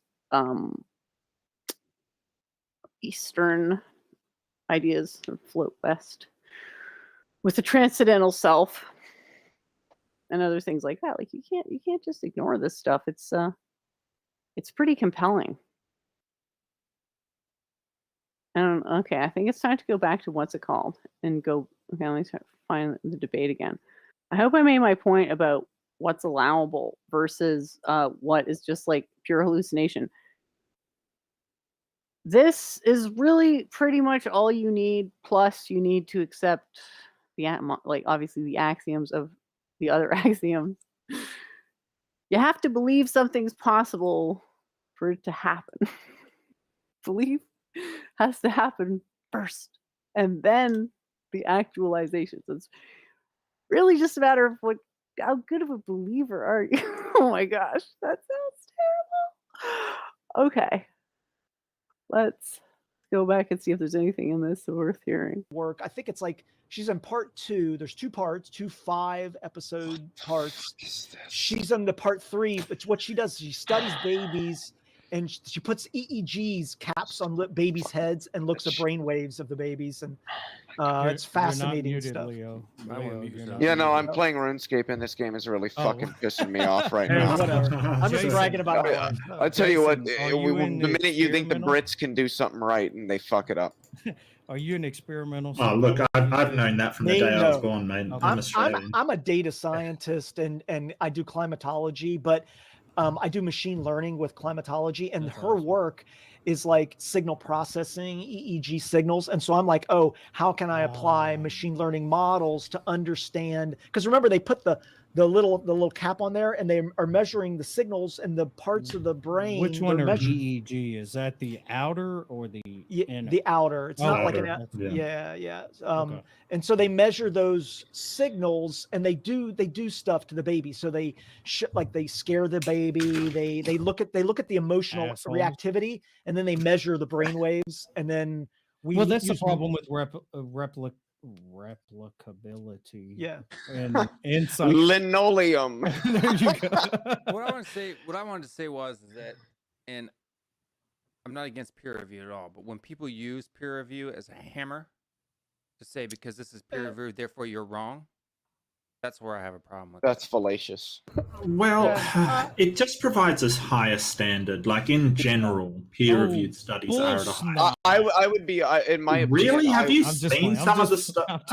Eddie, don't do that to me, man. Well, I no, can't tell but you. it's something. The Poe's law says that you could actually believe that, man. Like seriously. In my opinion, of the claim itself to simply state you're wrong because this is my position is peer reviewed and yours isn't. yeah, that's fallacious. That's fallacious. Yeah. Just because Yeah, you Leo's have to right. be able That's- to evaluate and or analyze the claim that is being made, and you have to defeat that claim based Right. on its central point. You can't just simply say, "Nope, you're wrong. My position is peer reviewed and yours isn't, so therefore."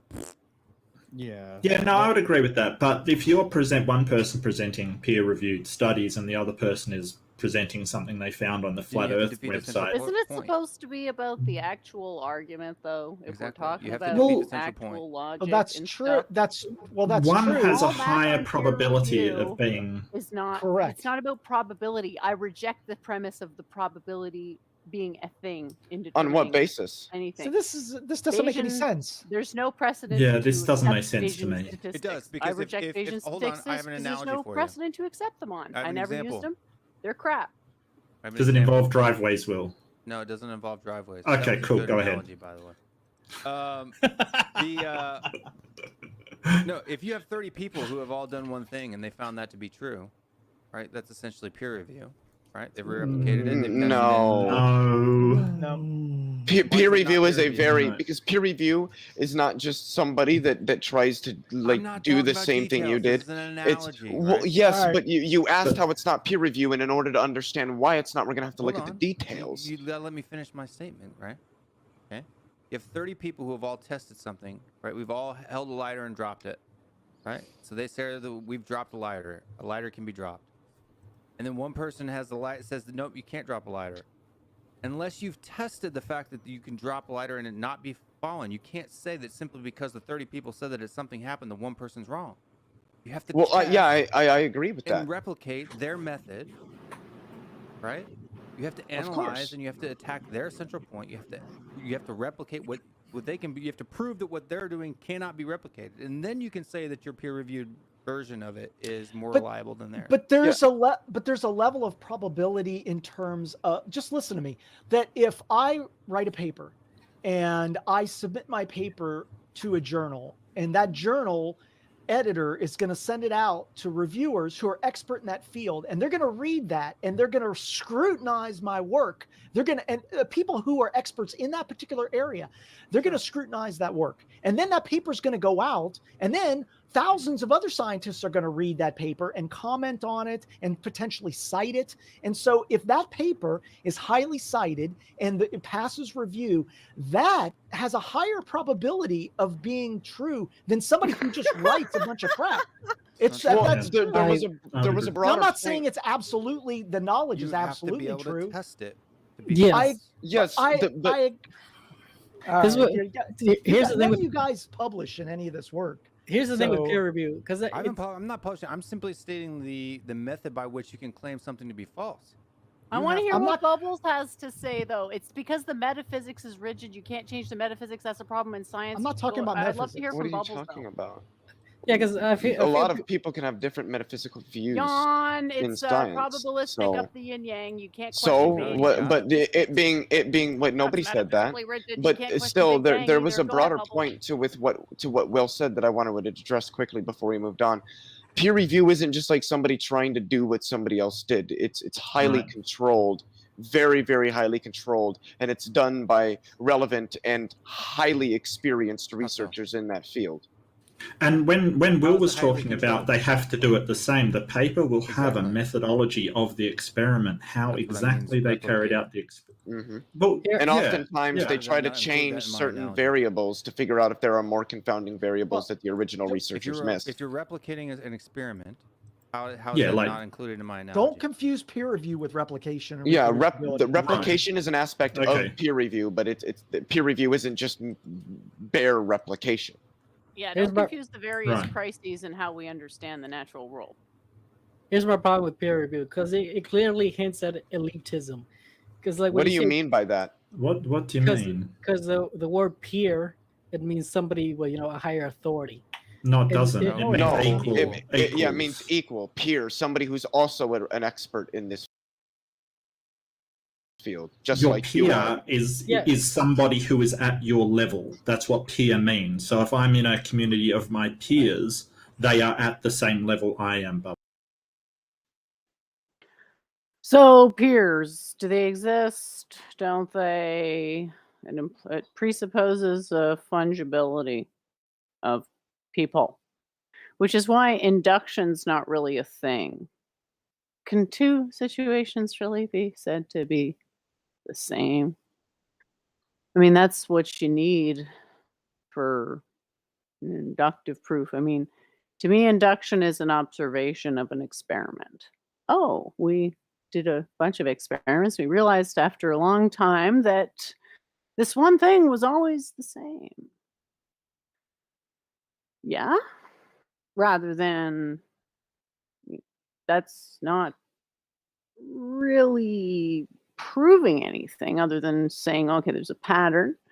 Doesn't really speak to the metaphysical interpretation of that pattern. So once you're stuck in the false metaphysics, it's hard to get out of it.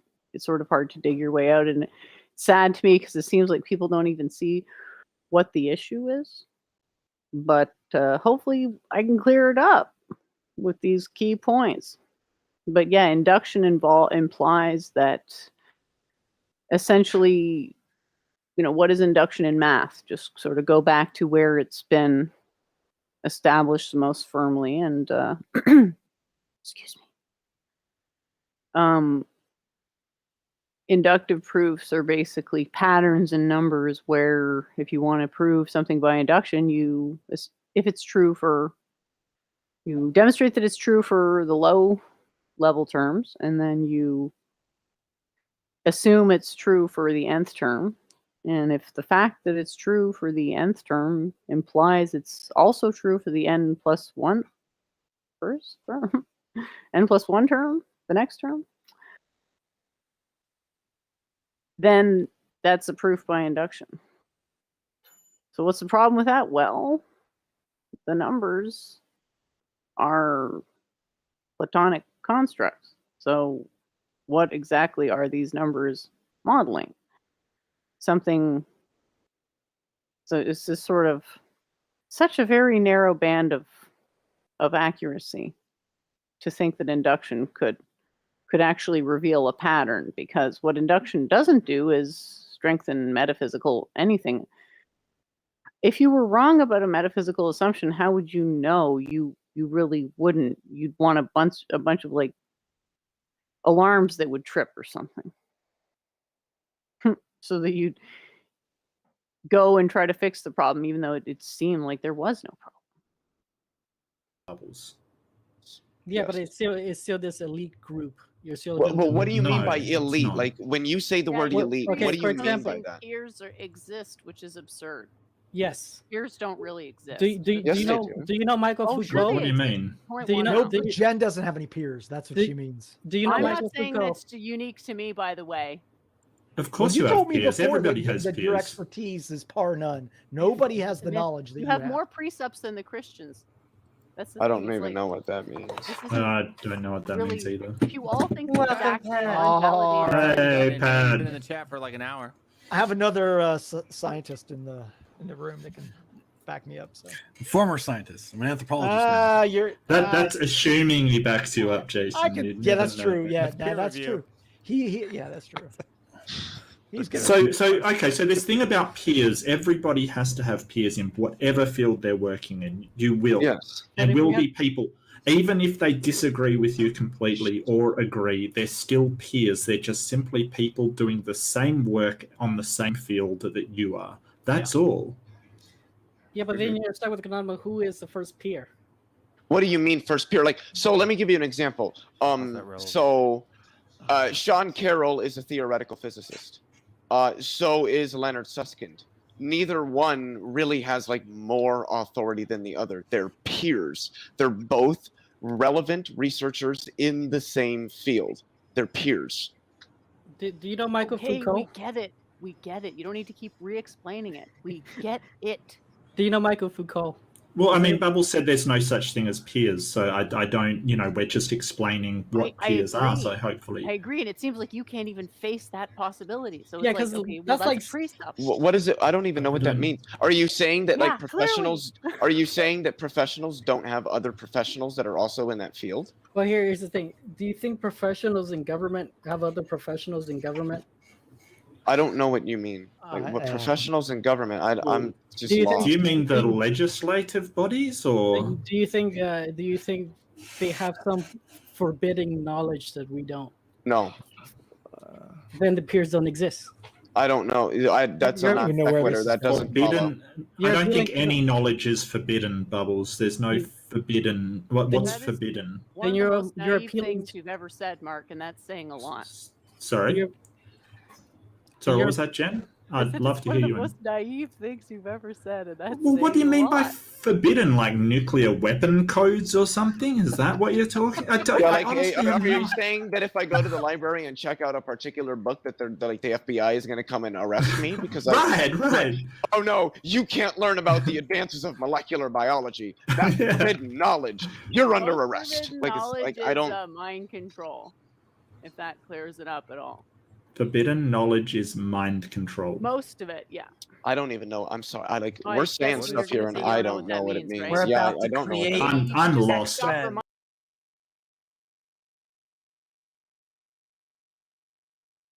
Okay, I didn't say forbidden knowledge. I said hidden knowledge, as in what is the nature of knowledge that remains hidden. If only a few people know something, and it's an invite-only type of thing, Um, yeah, it's hidden. Didn't say forbidden. Hidden. And I've actually had people try to argue against knowledge being hidden before, and it was quite classic. It's like, what do you think now? You're gonna like one up me as you play video games secretly during our quote unquote debate? I'm gonna just like dump all the secret knowledge on you because you bested me in a debate? Like, lol. You don't get a vote as to whether knowledge is hidden. Some knowledge by its nature is more esoteric, some is more exoteric. Back to this whole peer thing. Yeah, it's a question of to what extent are peons fungible. Okay, so in some cases, people are ultra fungible. So can anyone think of any examples? Like, you know, two people who hose off vomit from the street. They're almost fungible, right?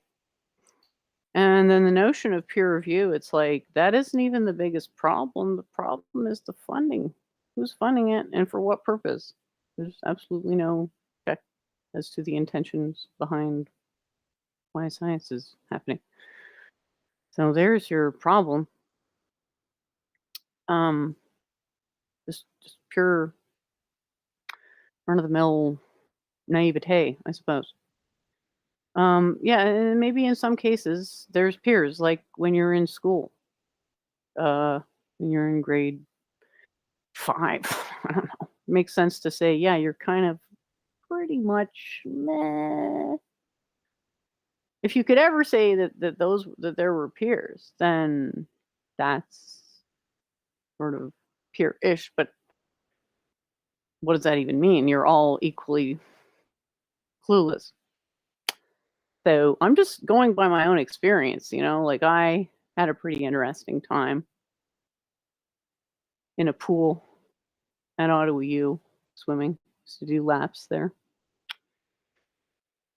And I was just in a really bad mood because people were just being dumb in the pool. Like it was open laps and there was literally a couple there throwing a ball back and forth. I'm like, hey, because you're supposed to go along a specific route. And again, I think it happened twice, and I was like, those of you who know me for a while probably know that my what appears to be anger builds somewhat gradually and then reaches a fever pitch. But I definitely had a head-on collision with some guy. And I just, furiously sort of reached out of the water, saw him face to face, grabbed his shoulders and just shoved him under the water with all my might before I even realized what I was doing. And then I didn't realize what I was doing and I sort of ripped him out again. And I was like, sorry about that. Then I swam off. And then, I swear, within a day, that guy emailed me because it was like the vice chair of the physics department, not just me. He emailed, I suppose, everybody in the class about this job with the RCMP that I eventually got. And I was like, okay, cool. Yeah, it definitely sounds cool to work for the Mounties. So I got that job. It took 11 months, but I eventually got it.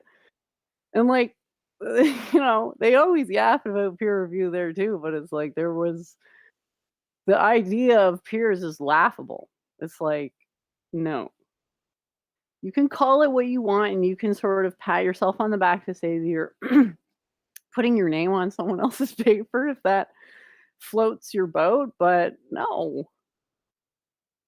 There's a couple people who do everything and everybody else just sort of rides their coattails. And there's people who, I don't know, care to various extents about various things at work, which may or may not concern the actual job to any extent. So I had people that had different subject matter expertise than me. Would they have been able to peer review what I did? It's like I put my work out there. Like I never hid any of it. There was never any. Is this extra P person a fucking Should I ban this account? I haven't been watching all the comments. Is this person nut job? I didn't try to drown anybody. I was irritated, Lambie. I'm sure you've heard of this before. Women get irritated, especially when people aren't conforming to pool, what are fairly straightforward pool access lanes. And it's not like I dumped him. I dunked him for like half a second, just enough to know, like, what the fuck.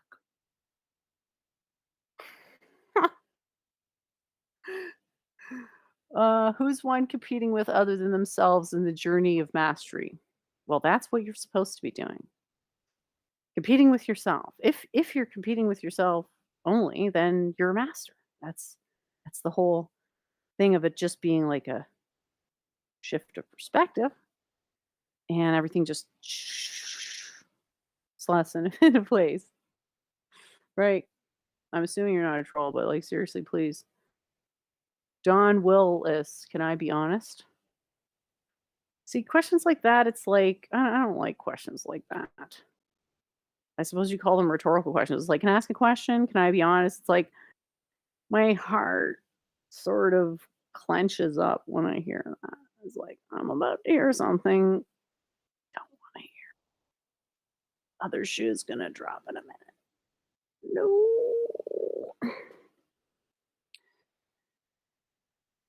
There is peers who know and don't need church. See, that doesn't even make sense to me. Okay. It really doesn't make any sense. Just try to phrase your sentences so it actually makes sense. What is a peer? Okay, a peer is somebody can understand what you're saying and can offer criticism. Like that's some stuff there's nothing to criticize, and to criticize it, you look like an idiot. I'm not gonna look like an idiot. Like, yeah, that was the problem at work, was like criticism for nothing. It's like, well, we have to criticize something because this is like peer review. We have to criticize something. It's like, no, you don't. That's stupid. If there's nothing wrong, you don't have to criticize. Then you're cheapening what criticism means, because it's just like, well, no matter what I do, I'm going to get railed. I can't win. Fuck it. I'm not even going to try, or I'm going to intentionally, God forbid, intentionally make mistakes. So now that I look back at it, I'm pretty... It's just really no wonder that so much stuff now makes way more sense this last little while to me. Gee, I'm glad I'm me. All right, let's see what else is going on. I won't bore the rest. I don't know how long everyone wants to keep hanging out. I'm just basically chilling, but I wanted to make a note of what I felt were better one-liners, and also sort of do this format of stream where I just noticed that that's how some people do it. They're like, Ralph, like, I could stream for another, let's see, how long have I been streaming for? A while. 2 hours. I could go on for another 2, 3, 4, 5 hours, and I wouldn't be anywhere near as self-indulgent as Ralph. JD, stop messaging me. I can hear every single one of your Skype messages coming through. Okay? Every single one. Stop messaging me. I'm live. This guy seems to somehow message me every goddamn time I'm live. What's going on?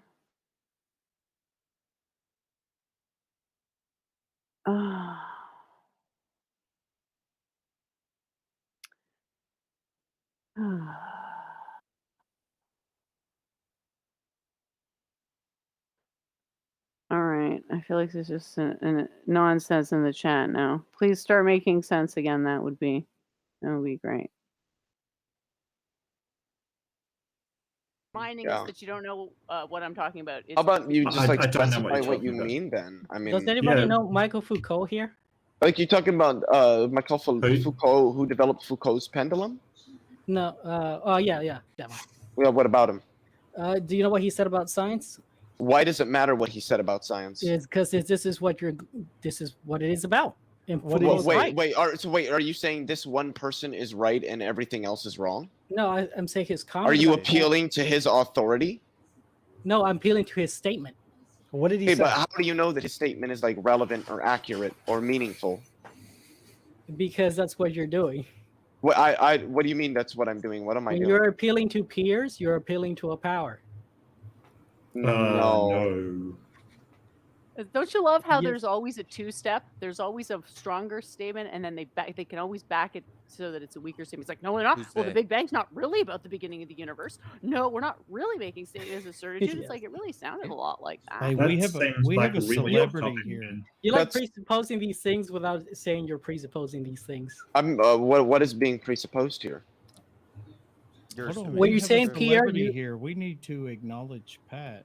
Yeah, can we I want to hear what Pat's got to say. Pat's going to be on with Richard Carrier, so. Ooh, well done, Pat. Yeah. Well, Pat recently did a. Echo some experience. There's just I'm in now confirmed where you discover and compared to other interpretations that are found in science and some and grounds for different reasons. You can launch people into a real shortened it down a little bit for time, but each calculation for every aspect of a pre-computer moon launch and within a mathematical and conflate information. It's institutions kind of cutting edge on is and show that they're developed in major in peer review. We would not be. What were you saying? You said it kills. How does it kill competition? Competition is what he said. Because you have these sort of gatekeepers, and how Michael Foucault will say, like for example, for a long time, gay was considered a mental illness, peer reviewed. We should play the game of mutual steel manning each other's opinions, because like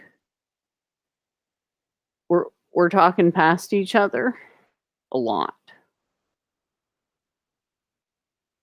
At some point, I say, why don't you just try it on for size? See what it feels like to use positive axioms, because they're so awesome. It just puts a little spring in your step. A positive axiom a day keeps the doctor. Okay, Dawn, I don't get your joke. I'm sorry. My original point was about peer stuff. It's like, there was no peers. Like, I went to a thing, I said stuff, and probably a bunch of those people did exactly what I said in their thing.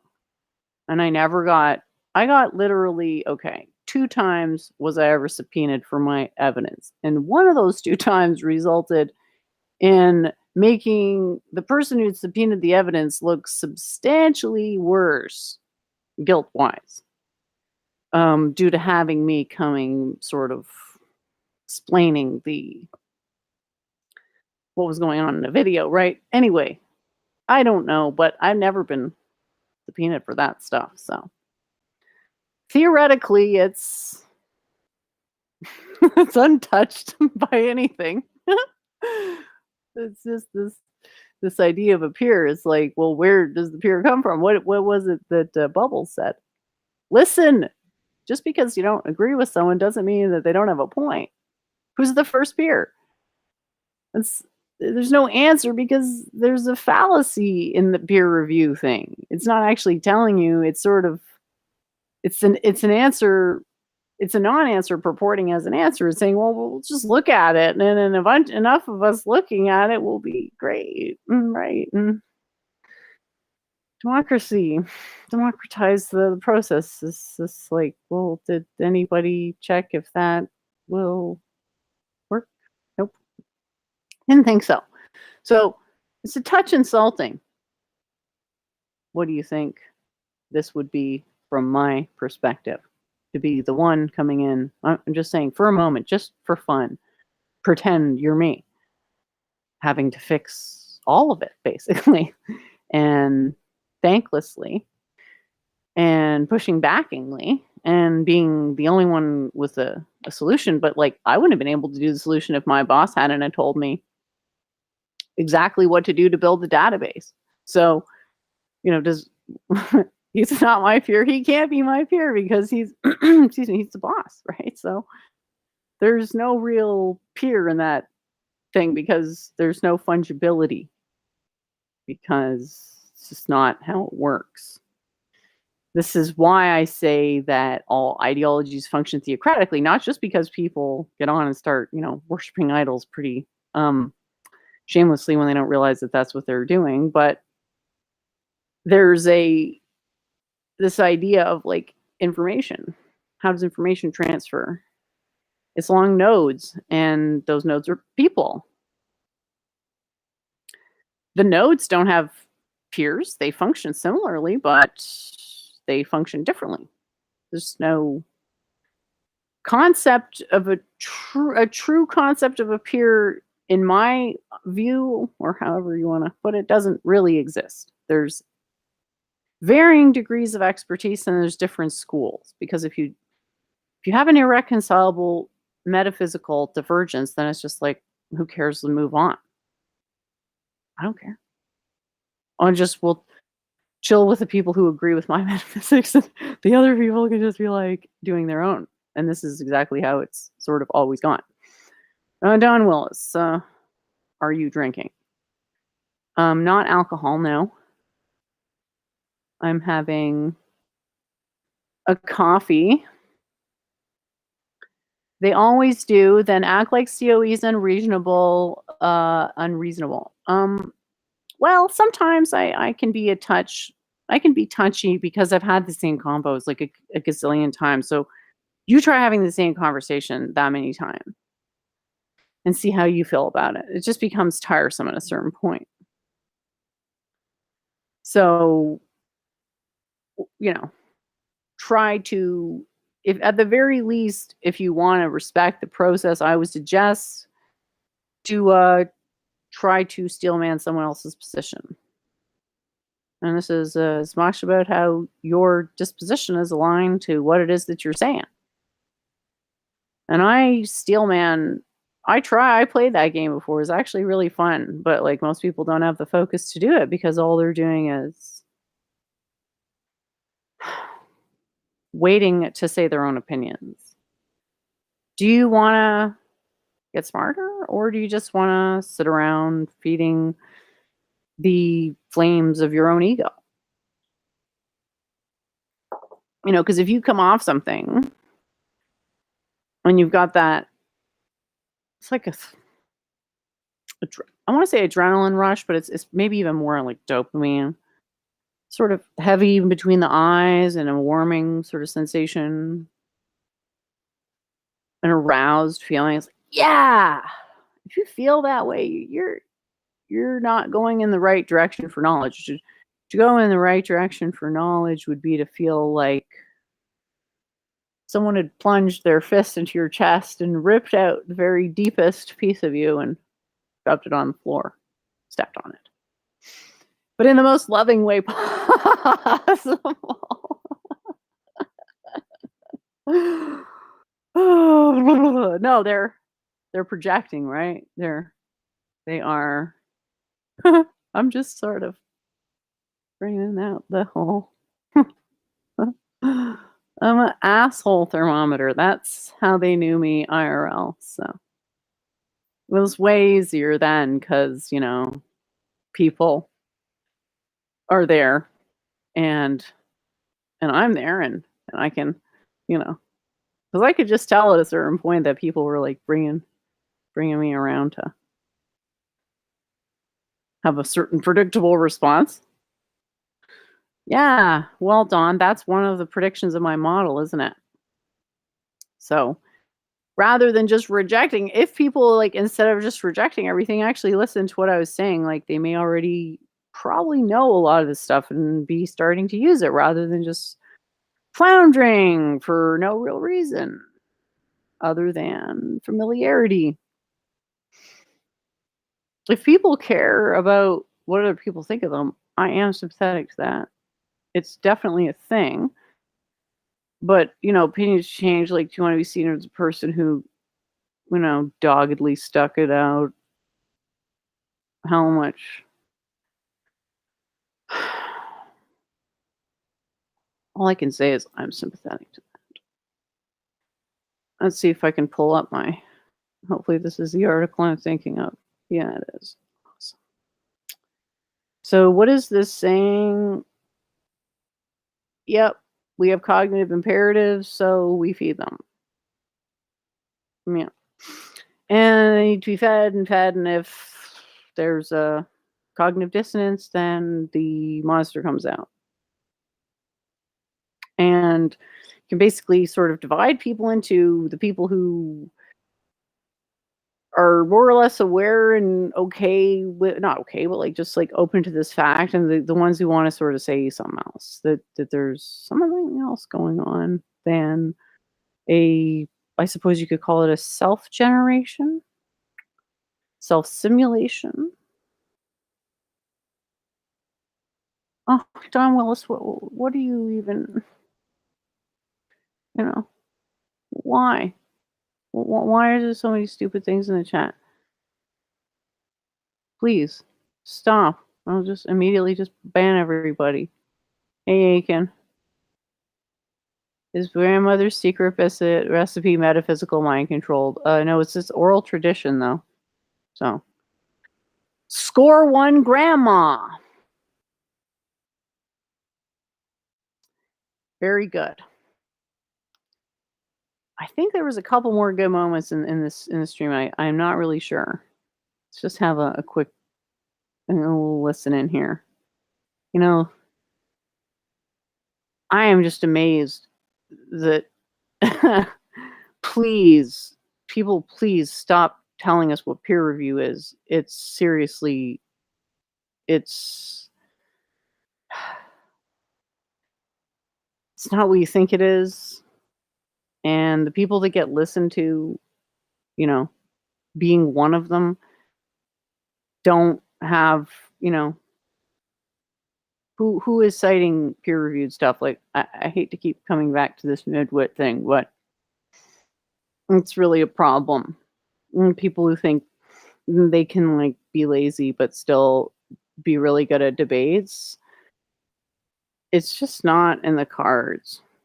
It's really hard.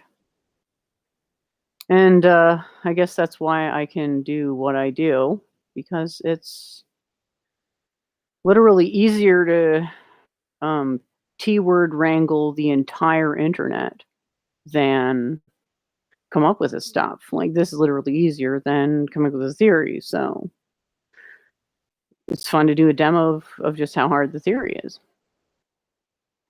Yeah. You, Lambie, I had to demod you because you did something that I didn't like. I can't have people who act in a way that I don't like being mods on my channel. Even that is not even necessarily true. I don't really even care. I can't have people blatantly counter signaling me on my own channel. Or also mods. It's like, I kind of look dumb to be what's the word? Insubordinated that way. It's fine, Dawn. I understand, but let's keep that. Let's just keep it to a minimum. Yeah, there you go. Aiken understands. Peers is sort of a nebulous concept, right? It seems like it could be a thing, and then on closer inspection, well,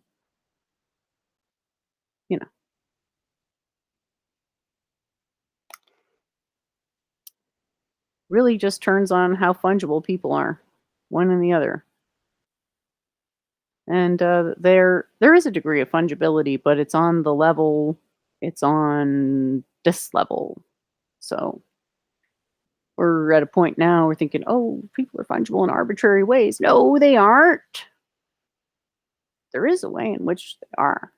But that's surely only saying like they could be categorized using the same general parameters, not that they're all going to have the same parameters of diagnosis within the system.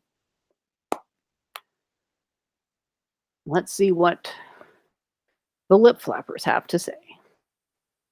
And I actually don't think that's true. I'm willing to be corrected on that if I'm wrong, but I don't know if like the academic literature said that so much as just like the general idea, but I could very well be wrong. And No, plus, it's it better than absolutely what was was, and previously thought, which was being sort of gay and was it was possessed up- by demons. And honestly, it was up pretty recently until they actually changed their position on it.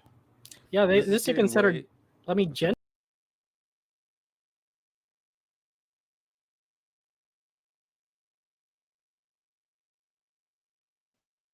Okay, I can't hear it anymore, so I think it might just be waiting here. I know what you're thinking, Lambie. gender Excuse me, is- my I'm not sure if computer's that's still crap. considered a mental Actually, it's disorder. just my Who internet. knows? This is getting way Gender? too highbrow for me, so I'm just gonna. It's definitely not a Doesn't mental Richard disorder. Carrier look like Andy Dick?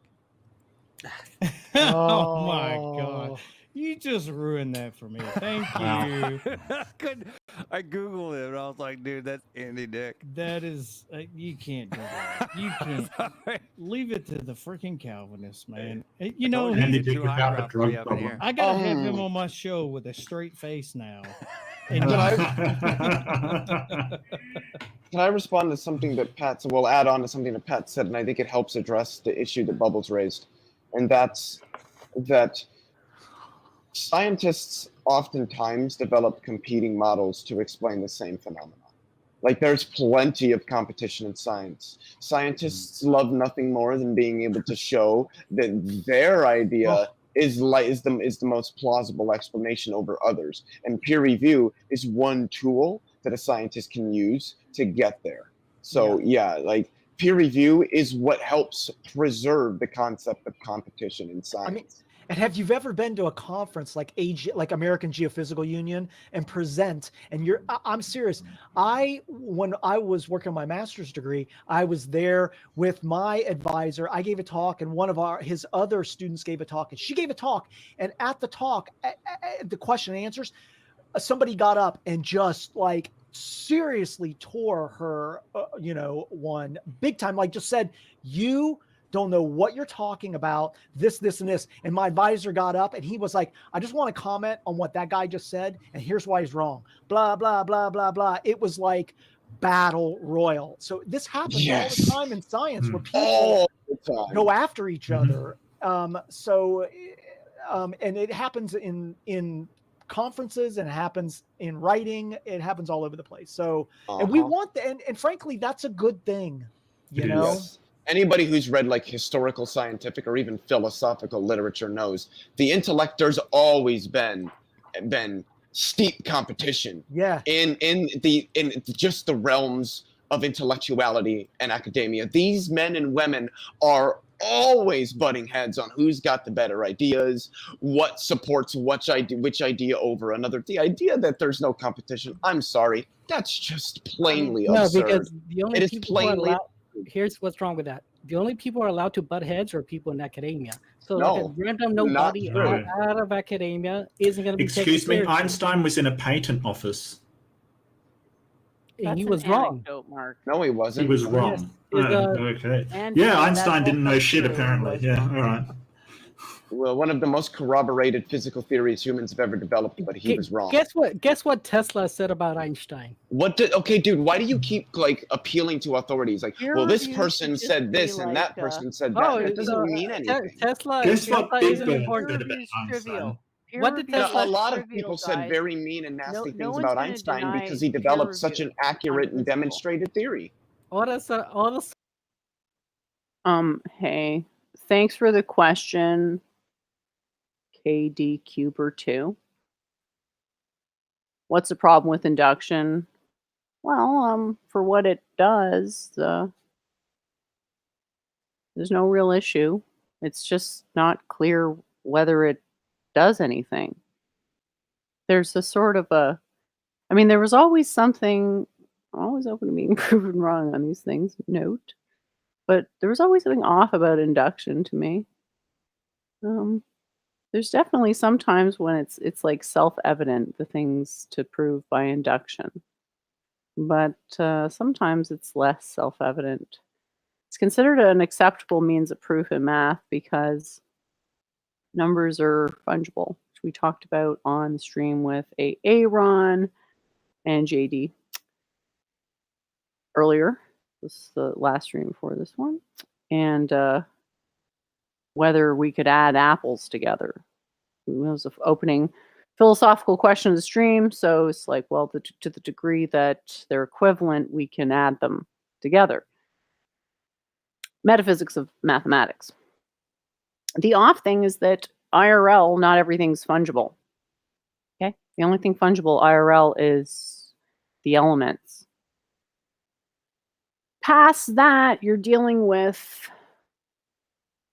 systems that are it is far from trivial to establish on what level fungibility may exist within the system.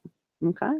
So you cannot take fungibility as you can't presuppose fungibility. It's usually something I mentioned earlier that comes out of many observations as a sort of meta observation. Oh, we didn't realize it before, but actually, as it turns out, people can all pretty much be described, for example, this way. Is that true? Well, yeah, because it meets all the criteria for truth. So you're basically golden. As long as you can get past the fact that, yeah, you need axioms. They're going to be geometrical in nature, even though when we're talking about axioms, space and time, axioms are before space and time. Axioms are before everything. So that's the key of the crux of the problem, center of the problem right now is that our axioms aren't grounded. There's no center of being. Being is a thing. It has a center. And relative to the center are the things that make the being what it is in relative orders of how they do that. All right, I'm seeing a lot of questions in the chat here, and hopefully they make sense so that I can answer them. I am indeed saying that can't prove real things with induction. We might be able to prove some things if we could establish that there was truly I said fungibility earlier, but in quantum, it's indistinguishability. What does it mean for two systems to be indistinguishable? It's a non-trivial question. So indistinguishable, it's definitely easy to set up the argument that all the oxygen atoms with the same number of neutrons are like you could interchange one from the other and there wouldn't be any difference to anything. So that's not something you can presuppose for much other than really simple things like elements and elementals, which is what's on the screen right now. I go as far as to argue that nothing IRL can be proven absolutely. Yeah, actually, I tried to prove that even. And I'm not the first person. Someone else came up with this thing called subjective absolutism. Where I was trying to prove that, but it's like you can't really prove a negative, so this just turns into self-refutation.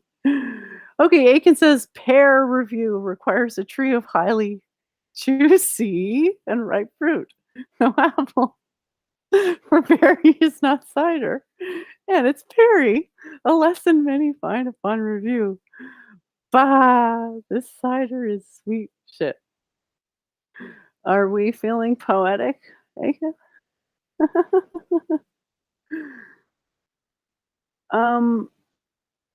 Yeah.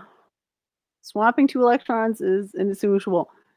But then there's this problem of entanglement too. So There's there's just a problem with the language that needs to be fixed, basically. It has to start making sense metaphysically and physically. And this is one of those places. Indistinguishable, fungible, equivalent, interchangeable. We need to just be sort of get a little deeper into what those things mean, clarify that a bit. But electrons are interchangeable. You can use different words, but I honestly think fungible is the best word for it, even though it normally relates to economics.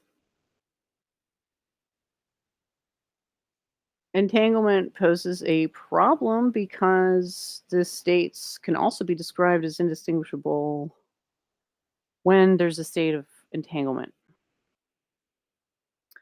So it's just like it's really just like, what is entanglement? Things are tied together. What does that mean? Well, let's go down to the very first step, which I actually thankfully have that diagram ready. It feels like surfing, only I'm sitting in a chair and I'm not about to fall over. Great. It's not working at all. I spent like an hour on this diagram and it's not displaying at all. Great. Okay. So waveforms are undergoing reduction. And I will just change the image to put waveform reduction in here. So it's actually visible. Here we go. So let's see here. This is why it's confusing. Again, diagram subject to change. This will take some time to get all the details 100%. So what exists? So I've been working on these basic diagrams that are, I guess, presuppositionals, or I don't know what I'm going to end up calling them. But every term, sort of choose a term that you think is important, and then on the left-hand side, you put what it is, or sorry, yeah, what it is and what it does. What it is and what it does, yeah. And then break that down. So waveform, what does it do? I think I got that backwards, sorry. First time explaining this out loud, but anyway, one of the things that is about a waveform is existence. The other one is reduction. The action is reduction, and the function is existence, I suppose we could say. What does waveform do? Exists. What is a waveform? A thing that reduces. What is waveform? A thing that exists. What does it do? Reduce. So there's a bunch of different ways you could say it. Sort of goes in circles. What does it mean for a waveform to reduce? Well, it means that its natural tendency is to expand. If it's spontaneously reducing, then it's spontaneously expanding too. So maybe the fundamental action of the waveform isn't reduction, it's actually expansion. And then reduction is secondary to that. What's actually fundamental is an integration of the two, which is called the measurement limit. The sort of balance point of expansion and reduction is 3 plus 1. The observables are the dimensions, and they are emergent, although, again, asterisk, I don't like using that word, emergent from these more fundamental form attributes. I've tried to kind of do hopefully not terrible diagram here, which took like, I don't want to say, but anyway, so step 1, I just blobbed it. And then on step 2, that's top right, I imposed a barrier, because it's like, well, we can obviously take in like a boundary we can axiomatize a boundary. Because back when I said, the self-orientation principle does axiomatize boundaries. So boundary I can throw in at any time I want, because I grounded being in a boundary. And that was like, boss, here, because now I can just throw it in anywhere. Boundary. So in the green part, that's where it would have gone. So you can think of blob number 1, and that's on the top left. That's sort of headed towards the right. And then it hits into a boundary, but it's not really headed towards the right. It's like expanding.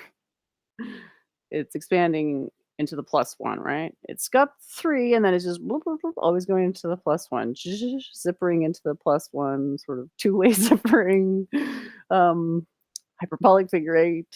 So you can see that the green is where it would have gone, and then the reflection. So I've basically reflected that wavefront shape in the white line to be approximately the same thing, and then did an addition to this blue line to sort of give the newly reduced state. So it's reduced in the sense that it would have gone more to the right, but for that boundary. So it's been reduced against boundary. But the action of reducing it against the boundary caused it to amplify in the other direction, right? So there's a conservation of what? 3 + 1.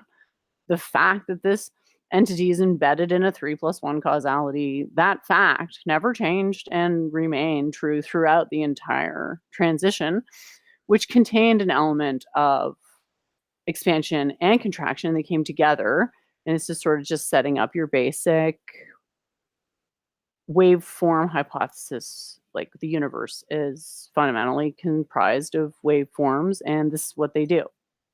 And they do it in accordance with the measurement limit. So yeah, I hope that, damn, that was long. Okay, let's see if I get to that. I don't know if I can answer every single question, especially not the dumb ones. It would be really nice if we could just keep it to the really awesome ones which were coming in there before. All right. Wheeler's theorem, all electrons are the same because they're the same electron, negative charge. It's travel through time, positrons backwards in time, electron. Yeah, have you checked out Fatty McFadderson's thing? You should definitely check out Fad's large, whatted energy math theory. It's quite, I don't know if it's true. Maybe it's just wishful thinking, but it doesn't contradict what I'm saying, which, as we know, is it's not terrible. We're already ahead of a lot of people. Probably worth a look. Like, I wish he would tell me more about it, but whatever. I'll have to reach out to him again. I sent him a 2,500 word thing. And I haven't heard back. I'm thinking maybe I scared him off, so maybe people could do a kindness for the future. Because, like, if everything is based on some tiny little rope, and like the rope string theory stuff ends up unironically being right in some sense, not saying that Bill Gates or any of those people are right now, but it would be cool if there actually was this topological reality.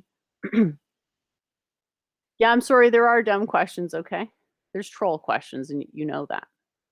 Know that. Is knitting epigenetic, for example? It doesn't make a whole lot of sense. Like, genetics are... everything is determined by the mind, okay? The genetics is the trace of the mind in the body, okay? I'll grant you that. But fucking genetics are epigenetics, okay? You don't know until you see the pattern in reality's intricately crocheted handkerchief. Has somebody been smoking mushrooms, Aiken? All right. Please ask more questions. I'll throw the stream back on and see how many more BTFOs can we fit in. And I might skip ahead of it because a lot of this stuff is sort of self-indulgent ranting. Southern peer review doesn't matter when it's Tesla, huh? That's not peer review. Hold on. One person giving their opinions on somebody else is the opposite, like literally the antithesis of peer review, my dude. So why doesn't Tesla's point count? Because it's one person wearing an opinion. It's not rigorously corroborated data. I'm not sure what you're getting at, but okay. Anyways, like I was saying, there isn't. I'm not sure if you guys know Veritasium, the YouTuber. Veritasium, yes. Yeah, Derek Muller. Yeah. Recently he had a contest, and it was only until then that he Find what you mean by like that's all they ever do. High education conspiracy, but it's clear. Who said that though? You're going to be cut out. Was that somebody isn't allowed to publish work challenging a consensus, or isn't allowed to challenge a science that exists? Leo, Before you let say Eddie go. something, Okay. Matt. Okay, Oh good. no, I just want to say send in love, Eddie. Thank you so very much. Thanks for And coming, we Eddie. are pulling into the Take last it easy, Eddie. 15 minutes Later, Eddie. before outros, and that'll take us to hour 3 and beyond. But it has been fun. Pat, you were about to say something, and then we got 15 minutes, ladies and gentlemen. So just one thing. I understand the gatekeeping allegation, and in some cases, I actually will defend gatekeeping. But when you're talking about academia, I mean, I love the statements people make like, well, you can't do this, you can't do that. I know people who've earned their doctoral degree by publication. It's not always by dissertation and research. Like that's how Jason did his, right? There are people that get a PhD by publication. They just write a F ton of papers, and then they submit those papers to a body, and they go, you know what? You've shown a mastery in this field. Typically, they have you write kind of an overview of your themes and your research. There's some people who've been doing quote unquote self-paced or self-funded or self-directed research for 20 or 25 years who end up getting awarded a terminal degree in a field because of expertise they've demonstrated in that field. Now, sometimes they may have had a master's degree in the field and then later got a PhD through this method. But to say, well, you can't do this, you can't do that. I know people that have excavators for 20 years. Gatekeeping's good too within a field as well. And that's engineering. Your local mechanic or your local something goes wrong with your car, and the dentist has no knowledge on trying to do is attach. The dentist could actually your mechanic, or yes, you don't. I'm asking you, you don't know who knows what about anything, but you know this guy owns a mechanic store and has owned it for 20 years, and he's still in business. Leo. This guy owns a dentistry office. He's been in business for 20 years. Yeah. Your car has broken down. It's not know how to fix a head gasket. Yeah, so Bubbles is trying to say, like, you in a world where you don't know who's right or who has what level of knowledge, and you can just make a choice between two things based upon what your interpretation of their jobs are. But would you choose the dentist or the mechanic? This has to very suspend that I have knowledge. This has to suspend that fact that you don't have knowledge in this hypothetical. You don't have knowledge in this hypothetical. You don't know either person. You don't know either person. You don't know anything about them. Correct. You are just making a choice based upon their profession. Yeah. Would you take it to a mechanic or a dentist? Clearly mechanic, but this is very specific. Why? Why very though? Specific. Because I don't have knowledge. I don't have knowledge. Yeah, but why would you take it to a mechanic? What is it about a mechanic that gives you the presumption that they do have knowledge about vehicles?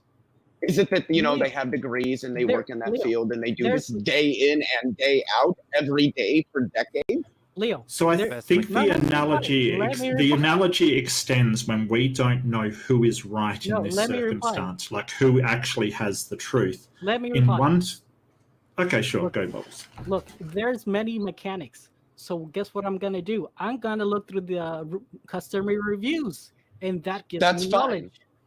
But you're still conceding that it would be a mechanic that you're taking it to. Suspend that knowledge. No, it doesn't. You just conceded that, well, I might figure out which mechanic is better, but you're conceding then that you would be taking it to a mechanic. Why would you take it? Why would you take it to a mechanic over a dentist? But you're also admitting that this I just wanted to stop this really cringy line of inquiry to say, congratulations, tink, tinkly tink, for accepting reincarnation. Yay. It's such a cozy feeling, isn't it? It's like, oh, wow. Nothing will ever be scarier than that. And there's a certain comfort in that, so. Yay.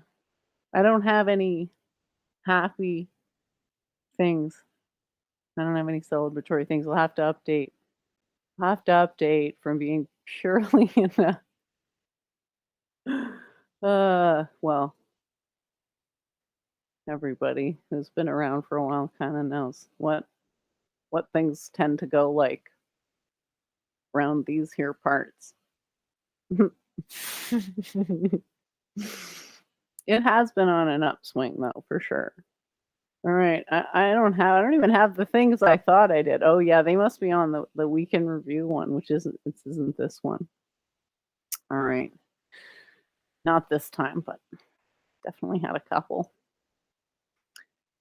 I'm so happy that you accepted reincarnation. I feel like I didn't even get to all the stuff I was wanting to talk about on this show, because I was thinking, like, I saw some streams and I was like, I just suck so much at monologuing, but I should get better. So it was my attempt to do that. I'm just having this crutch of this last night's conversation.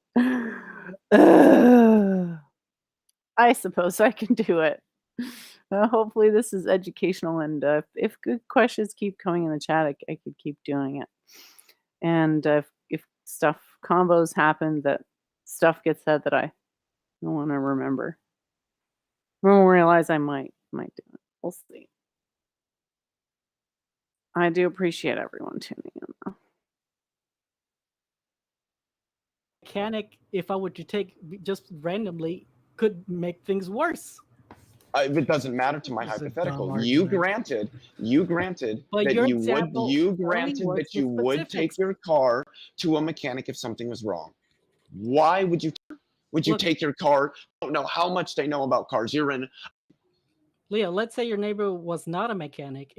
Why are you? No, you Why didn't. wouldn't Why you are you answer answering mine? a question with a question?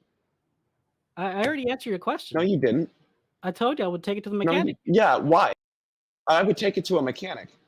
Good. You've watched him do it. Letting the dude who read a bunch of textbooks perform fucking surgery on me. He hasn't demonstrated that he has a technical and nuanced understanding of dentist. Because of supply and demand. I had an ingrown toenail. So I Ooh. looked on the internet at that time, which was very young. I'm 40, so that was a long time ago.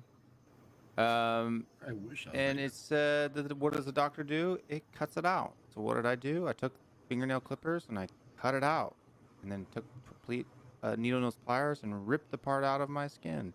And I went to the doctor. And my dad said, "What are you doing?" I'm pulling out an ingrown toenail. He's like, "No, I gotta take you to the doctor." I went to the doctor. You know what the doctor said? I would have done the exact same thing. It would have just been a lot less painful. Yeah, I mean, that's great as an anecdote for that particular situation, but you'd have to agree on the whole, you're better off going to the doctor than performing surgery. That presupposes the doctor. We've been battling this back and forth with the mechanic thing, and he's not gonna. Yeah, he's not pretty. Gonna, You know how supply and demand works. Yeah, and I will it has say, if the nothing to doctor do does with. not exist, It has if the nothing mechanic to does not do with exist, why you would what are take. you going to turn to? Wait, so I guys, have a question. You're like, you have a very, like, it's just the worst headache you've ever had, the worst pain you've ever felt in your life. Are you going to go to the hospital or to the Starbucks? Are we presupposing this? Presupposing what? Just answer the question. Are you going maybe to the guy hospital? at the Starbucks is a doctor. The reason that he's not answering these questions is because he doesn't want to admit that he's going to go to the fucking professionals when he needs So he's not help. going to do it. He's not going to do it. And so so I'm not gonna do it. We all know it. Thank you. We got You think 5 there's more. doctors in the jungle? We got 5 more minutes left to figure think out Will if wanted to God chime in. exists. Yeah, dudes, I gotta go pull it. I gotta go get rid of an ingrown toenail. I'm telling you, it's a true story. No, I did want believe to you. say, I broke my arm. Amy I had can to do fix it it by for you. myself. I believe you, but it seems like we're just kind of debating, like, is there a value to formal training and education? I mean, we value formal. of course there Of course, there's a value. Does a degree mean something? yes. Yeah, There's a lot degree of means advantages. something. Absolutely. So you would rather go to a on person with a this bachelor's stream, but degree that in one really mechanics takes the than a cake. person who has 30 years experience fixing cars? No, No, I'm saying that there is a value. I didn't know to that places formal offer education. bachelor's degree in There is auto value. mechanics. Sure they do. You know what he means, Leo. Mechanical engineering. That's not auto mechanics. I You can get an think associate's degree in auto mechanics. I don't know if Yes, you still can. bachelor's. or not. But what I'm just saying, would you rather take it to a guy who has an associate's degree in auto mechanics or a guy who has dropped out of school at 12 and has 30 years fixing cars? I would take it to the guy. Who I would take it to either because I would expect Can you get either a to be doctorate qualified. in auto mechanicing? Speaking of which, what is the probability that anybody in the history of all time would have changed their minds consequent to this little exchange here? No. I don't know. Yeah, No, but some things are These papers trades don't mean in shit. our society, Exactly. which has essentially apprenticing, which is what you're doing with formal education. You've got Where you have to do internships. It's mandatory for your degree. Means nothing. Yes, it does. Nothing compared to actual experience in the work field. that's As not a Yes, small it business owner does. myself, I would hire someone with experience over someone with a degree all day long. Wait, I have a question. That's how programming works too. you know yeah. there- So work with students spaghetti code. You learn this on your own, but you didn't actually learn how to write it in the correct way because you didn't have anybody showing you how to do it. Now, does it work? Okay, but does it work the most efficient way possible? Is it accurate? Like there's a value to having somebody who's gone through it to show you how to do something. I mean, I don't understand that this is not crazy idea. And you I'm constantly not saying see there's no people value in program teacher. procedural code I'm- without understanding I'm talking object-oriented classroom code. work over actual real-world Well, experience. I'll But you take say real world all experience, day like long. I could go, like as an example, in a lab setting, I have students where they're going through exercises and we're showing them how to do certain things. That, in a sense, is providing them with applied experience that they're going to go then take and go out into the world and do. That's not so dissimilar from a so-called Like I said, there may internship. be specific fields where classroom work is valuable, but there are Okay, a lot all of right. fields, the majority of fields, I would Okay, argue, okay, great. where Okay, classroom experience is Yeah. actually yeah. a waste of time. But even well, in degrees, you can get exemptions for pre. they do in the United States all the fucking time. Experience degrees are diploma mills, and they don't. That degree, you might get exemptions on units that they just go, yes, you have enough knowledge. If you can, well, Yeah, I but mean, you're people assuming learn something on their own, but not always. I mean, it's because we're Pray for.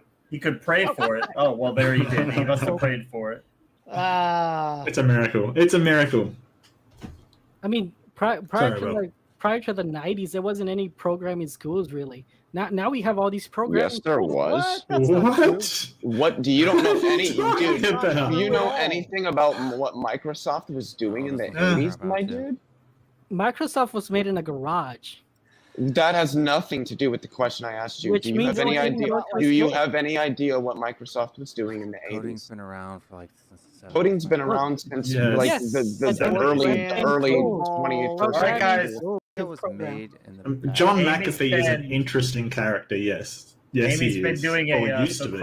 There wasn't Aaron really- Rod didn't go to school at rooms. That doesn't mean my. that he wasn't like kind of a Mhm. smart guy. Like, No, I'm what is saying your he didn't- point? He didn't go to school. Like prior to like the So? 80s, there wasn't. Aaron really- Rod didn't go to school. He's been on research expeditions with actual PhDs. Nobody said that like you have to have a degree to know what you're talking No, about. I'm But if saying- you want other people Wait. to know that you know what you're talking all about, right, all right, having all some right, sort of like okay. certification or something is gonna do that. No, I'm saying That's Well, it's why gonna- when it's people gonna help like a these lot. sane people get sick, All right.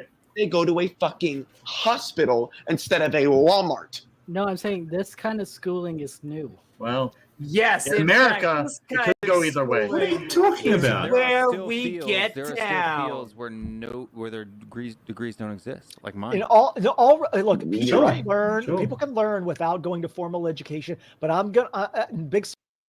Okay.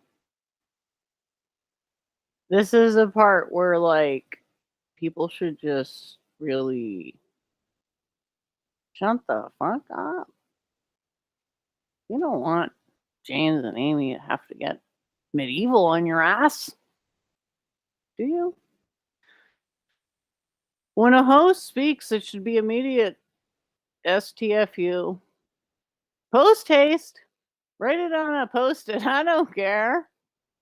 It's tacky.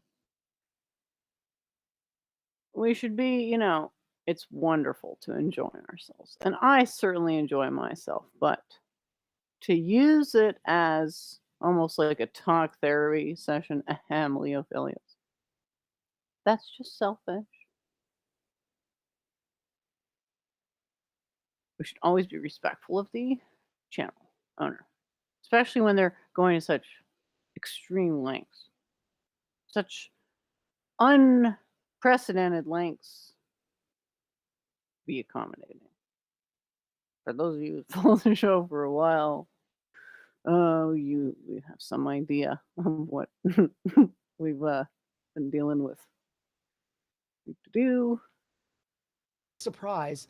I'm a proponent of formal education. And so, Same. like the fact that some, but guess what? Yeah. Most people can't do that. It doesn't mean need it's formal education's useless. Yeah. It's Yeah. still a great thing. Well, There's- I'm not gonna get a mechanic job because I don't know nothing about mechanics. I'm gonna avoid that. YouTube, dude. What's that got to do Exactly. with anything? Which is why that goes back to like, so what makes you expect a dentist to know anything about mechanics? Like, Oh, if they boy. did, why would they not have gone into that field? All right. And we And are Amy. gonna cover Amy. that and more. Hey, you know what? I like this. I think we found a match for Debate Me, brah. It's we got Leophilius and Bubble. Bubbles, We yeah, got I this. like it. Woohoo! Oh, And sick all right right, there. ladies and gentlemen, we are bringing in the mimes. We have been talking. The Does super God straight exist? mimes. The Don't forget. super straight They're mimes. super- Do. Phenomena. Do. I'm contractually obligated to finish that.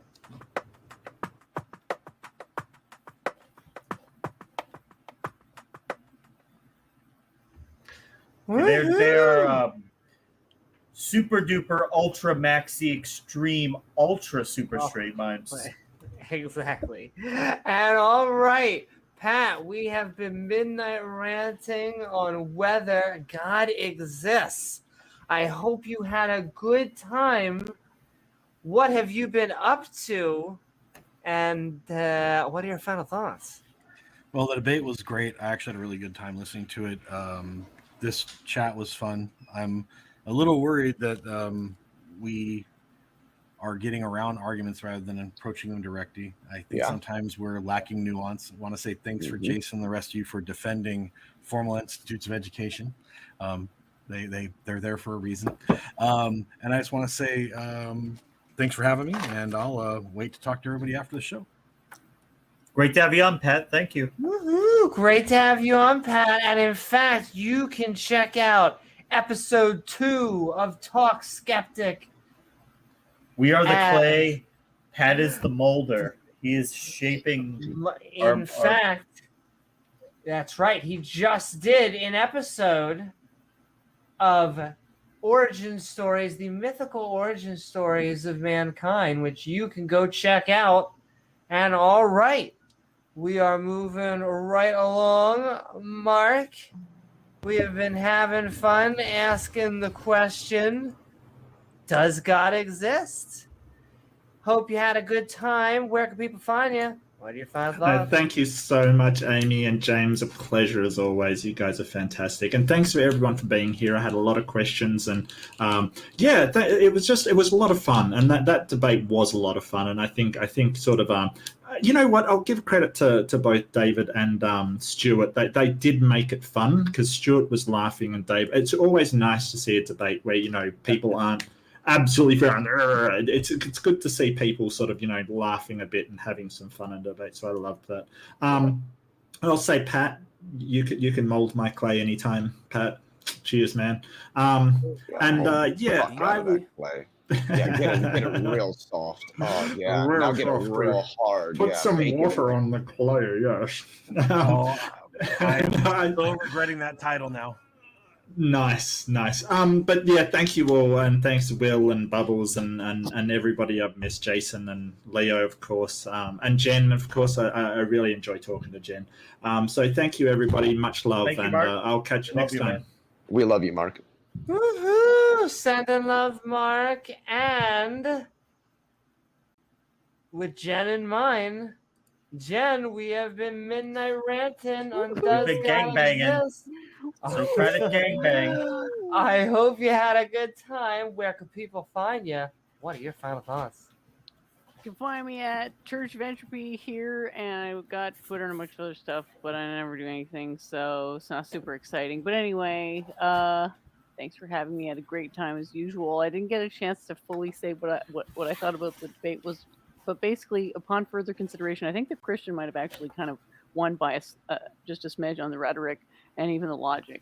But I think that we're both performing higher than what we were accustomed to. So that was like sort of blew me away, but I didn't really get a chance to like go over the whole bit. But in terms of what we talked about tonight, I love the fact that initially Jane set the intention to like be more chilled and everything and respectful, and I hope that happened to some extent. Maybe prattling off random anecdotes that everyone has heard a million times at some point gets tedious. So, like to sort of wrap that up, I suggest people try to take a break from these cheesy metaphors that actually cause more confusion than clarity. Stop asserting negatives and try to steelman an argument before even thinking about criticizing it even once, no matter if you think the argument's dumb, because it's like, how do you know how dumb things really are? Because the universe maybe is confusing and seems dumb. I don't know, but oh yeah, about this trivial stuff. Peer review and prime mover. Maybe there could be some sort of like accord made between the atheists and the Christians where the atheists accept the prime mover argument and the Christians accept the peer review argument, because in my view they're both kind of trivial, but they don't really say very much. And it's the same thing with God existing. That's trivial because the universe obviously trivially exists, but the fact that the universe exists, that's not the important part. It's what is a consequence of this existence. So looking forward to all the future convos, and thanks again for having me. Love the channel. See everyone. Thank you, Jed. You're welcome. Thank you We'll so catch very much, Jen. your week in review. I guess it's going to be Sunday, right? Sunday night. I'm not sure if that's happening anymore. I think we might be taking a break from that, but stay tuned to the channel because I did a math stream on Monday, and that was awesome. And we'll probably be doing more like educational streams. A calculus stream, right? Well, it's like a preparation calculus. Like didn't really go too deep, but I'm down to do more like chill stream type things in the future. So we'll see. All right. Talk to everyone. See, that sounds fun. I killed the week in review. I guess I spoke too soon. But sending love, Jen. And all right, we're moving right down the line. Bubble. We have been midnight ranting. We've been asking the question, does God exist? Hope you had a good time. Where can people find you? What are your final thoughts? Well, you can find me on YouTube. I'm Bubblegum Gun Corp. I put some scientific challenge videos for very... Hey. Okay. That's all I'll play about that. So we'll get to the questions. Just, there was one about, I forgot what the question was, but the answer is 3 pi e, which is great. Okay. Don Wills wants to know if I believe in the Trinity. Why, yes. There is a triune aspect to causality, temporality, cardinality, perenniality. So it really ultimately comes down to 3 being at a, I don't want to say midpoint, but it's approximately midpoint between E and pi. E is Euler's number. Why is E important? Because it's equal to its own derivative. We'll be going into some calculus on the show soon. We'll talk about derivatives. E is really the differentiator's best friend because d dx e to the x is e to the x. That's how you derive the number. It's 2.7 something. And then pi is 3 point. Actually, I could be even wrong about the first digit of E. I'm sorry. I kind of make a point to only remember the most important things because then I can remember way more. So I forget what I consider trivial things, just apparently can't remember more than the first digit of Euler's number. Great. So the Trinity must be true in some sense. Now, like, what's the word Duvid always uses? the historical, not retro engineering, but I'm not going to remember the word. Anyway, looking back and trying to understand what people were thinking in the past and accidentally sort of putting your own present day spin on it, anachronizing. There you go. So, to what extent there's like where this precedent exists, if it does, I don't know. To me, it kind of has to some extent, because the doshas are there's 3 doshas, there's 3 gunas. So that's a 3 all over the place. Even proton, neutron, electron. They do even intertransmute. So a free neutron will spontaneously decay in the absence of anything else around it. It'll just go down to electron and a proton. This matter will always go in a manner that diffuses its energy most effectively and relative to nothing, aka ether. Well, it's a proton and an electron, but when it's dense, then it prefers the neutron and neutron state. So there are trinities all around, but I mean, what the Christian Trinity meant originally, you probably have to look at Gnosticism, and even at that, you'd be speculating quite a bit. So I don't want to take this as I don't want people to take this as me endorsing Christianity in any way. Though my issue is the reincarnation thing, because the way I see it is if you deny reincarnation, you're an atheist, and atheism is something that can be shown to have some very undesirable consequences. So, Michael Cigarillo, yeah, great name there. I find that godlessness is typically accompanied by depravity. Well, atheism is just sort of something that happens when religion sucks. So, there was how did the Socratic method even become a thing? If I can tamp it down, tampity tamp, and do my thing and tap dance on the Socratics, why couldn't the ancient, LARPers? Oh, right, because they were crappy, lazy, cosmopolitan, dilettante scumbags. Like, I'm sorry, but definitely Plato, even, because he went to bat for Socrates, who was basically leading an intellectual rebellion against the city without probably understanding it, but any sufficiently, I think, a certain point, if they actually had good teaching standards in their universities or whatever they were calling them, that the sort of malarkey wouldn't have arisen in the first place. So, let alone get traction, right? It may arise. It may just be one of those things that's like it's addictive, maybe, because it's a cheap thrill. It's like, oh, I showed you, ha ha ha ha ha, and I've been taking this personally since forever. So I need to just shake it off. The depraved are very hateful of the concept of God. Well, if only it were that simple. What's more true? Religious people are asking for forgiveness for sins and being way more willing to sin because they know that they've got forgiveness on lockdown, or atheists hating God and then that meaning something. Like, not really gonna be so keen to paint everyone with the same brush, except for the whole if you don't believe in reincarnation, you're an atheist thing. I'm Alpha Florida Man and Court Jester. Love and laugh. Later chat files. Oh, thanks, Tom. Okay. The next math stream needs shared whiteboard. My feedback. Okay. Well, that seems expensive.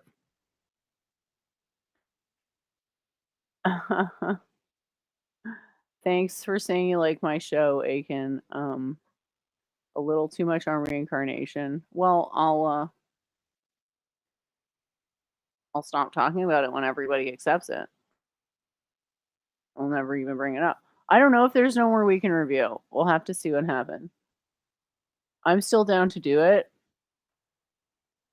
I think we probably just should have wrapped up like earlier than we did, and we were just getting cranky last time. So we'll just see what happens.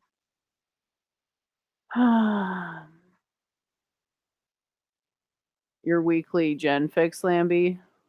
Oh, yeah. Well, I told myself I would stream at least once a week, so I will. I don't know how long. I'm pretty shocked that I was able to go for this long, to be honest, but I guess when it's something I'm comfortable with, it's okay. I could theoretically keep going if the questions kept coming in the chat, but like there's a break. It would just be like, see ya.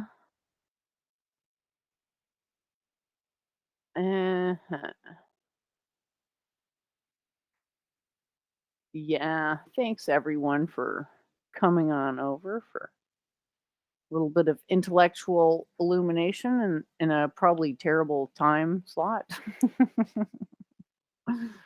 But yeah, I will be like going over these things over and over, hopefully until they make sense, because it would be nice to see other people do proofs and enjoy the proofs in the same way that I do. Oh darn, I thought I still had my proofs picture up, but it looks like I've gotten rid of it.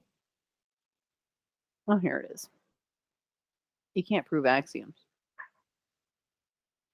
That's a key thing. It's a good idea to really think about why you can't prove axioms, because it seems like maybe you could. In a way, maybe you can sort of, I would say, demonstrate to a very high degree of certainty certain axioms. But proving is sort of, there's something mechanical about a proof, and that's a good thing. A good proof should be super cogent, super tight, short, to the point.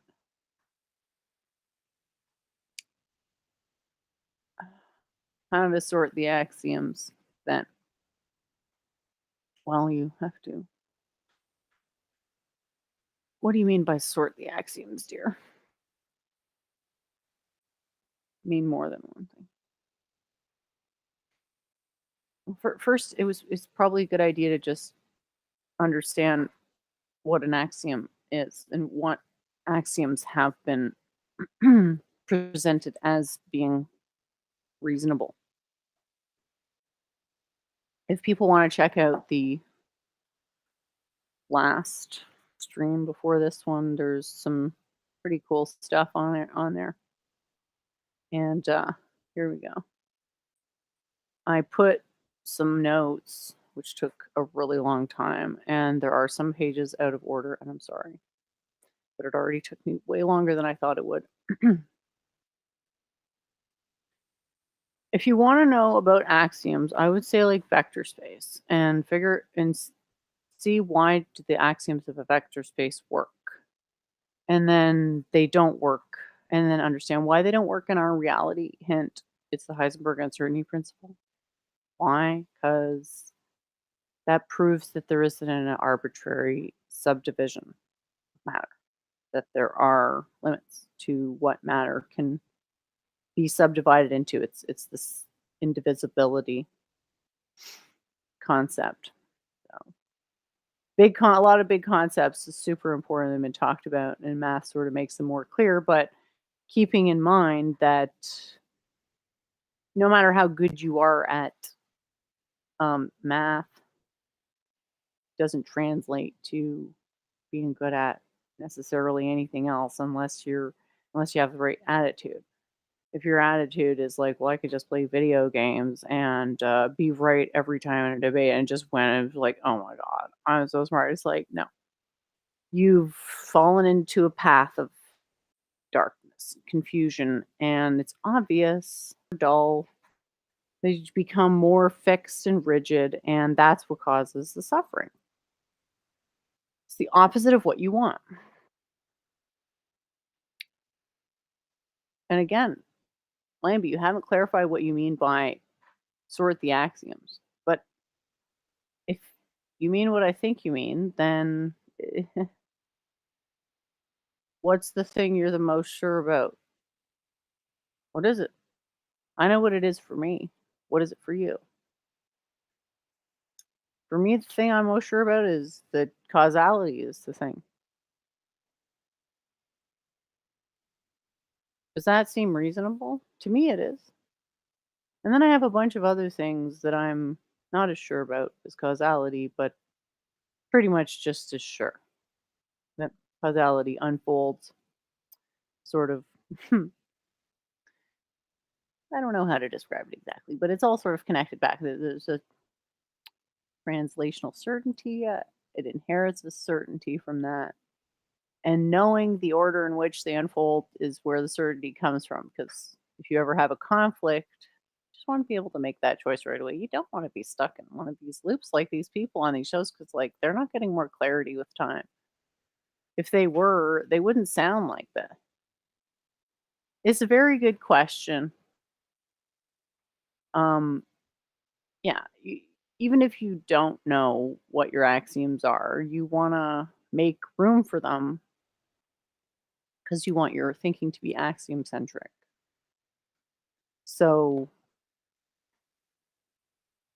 if you can withdraw your awareness into certainty, i.e., the causal axiom, and you have hold a perpetual awareness of it, draw into it, less chances of cognitive dissonance.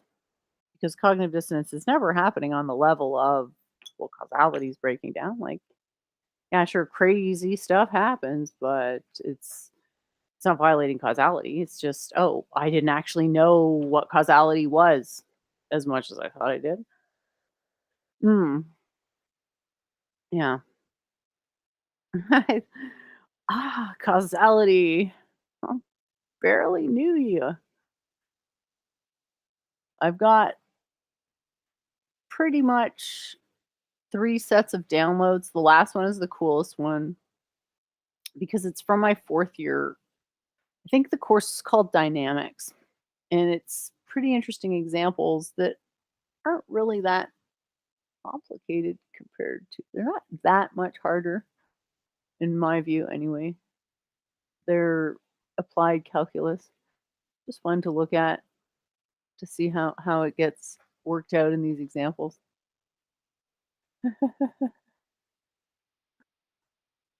But yeah, I mean, ultimately, Lambie, you can think about, you do want to think about it for a while, but eventually you're going to inherit synthetic axioms, as they call it. They should be the synthetic axioms of your dreams. You sort of make space for the beliefs that you know are inevitable. You have to have metaphysics. You have to have axioms. You have to have preferences, or maybe not have to have preferences. You'll have preferences, which you have to acknowledge if you want to have certain types of results.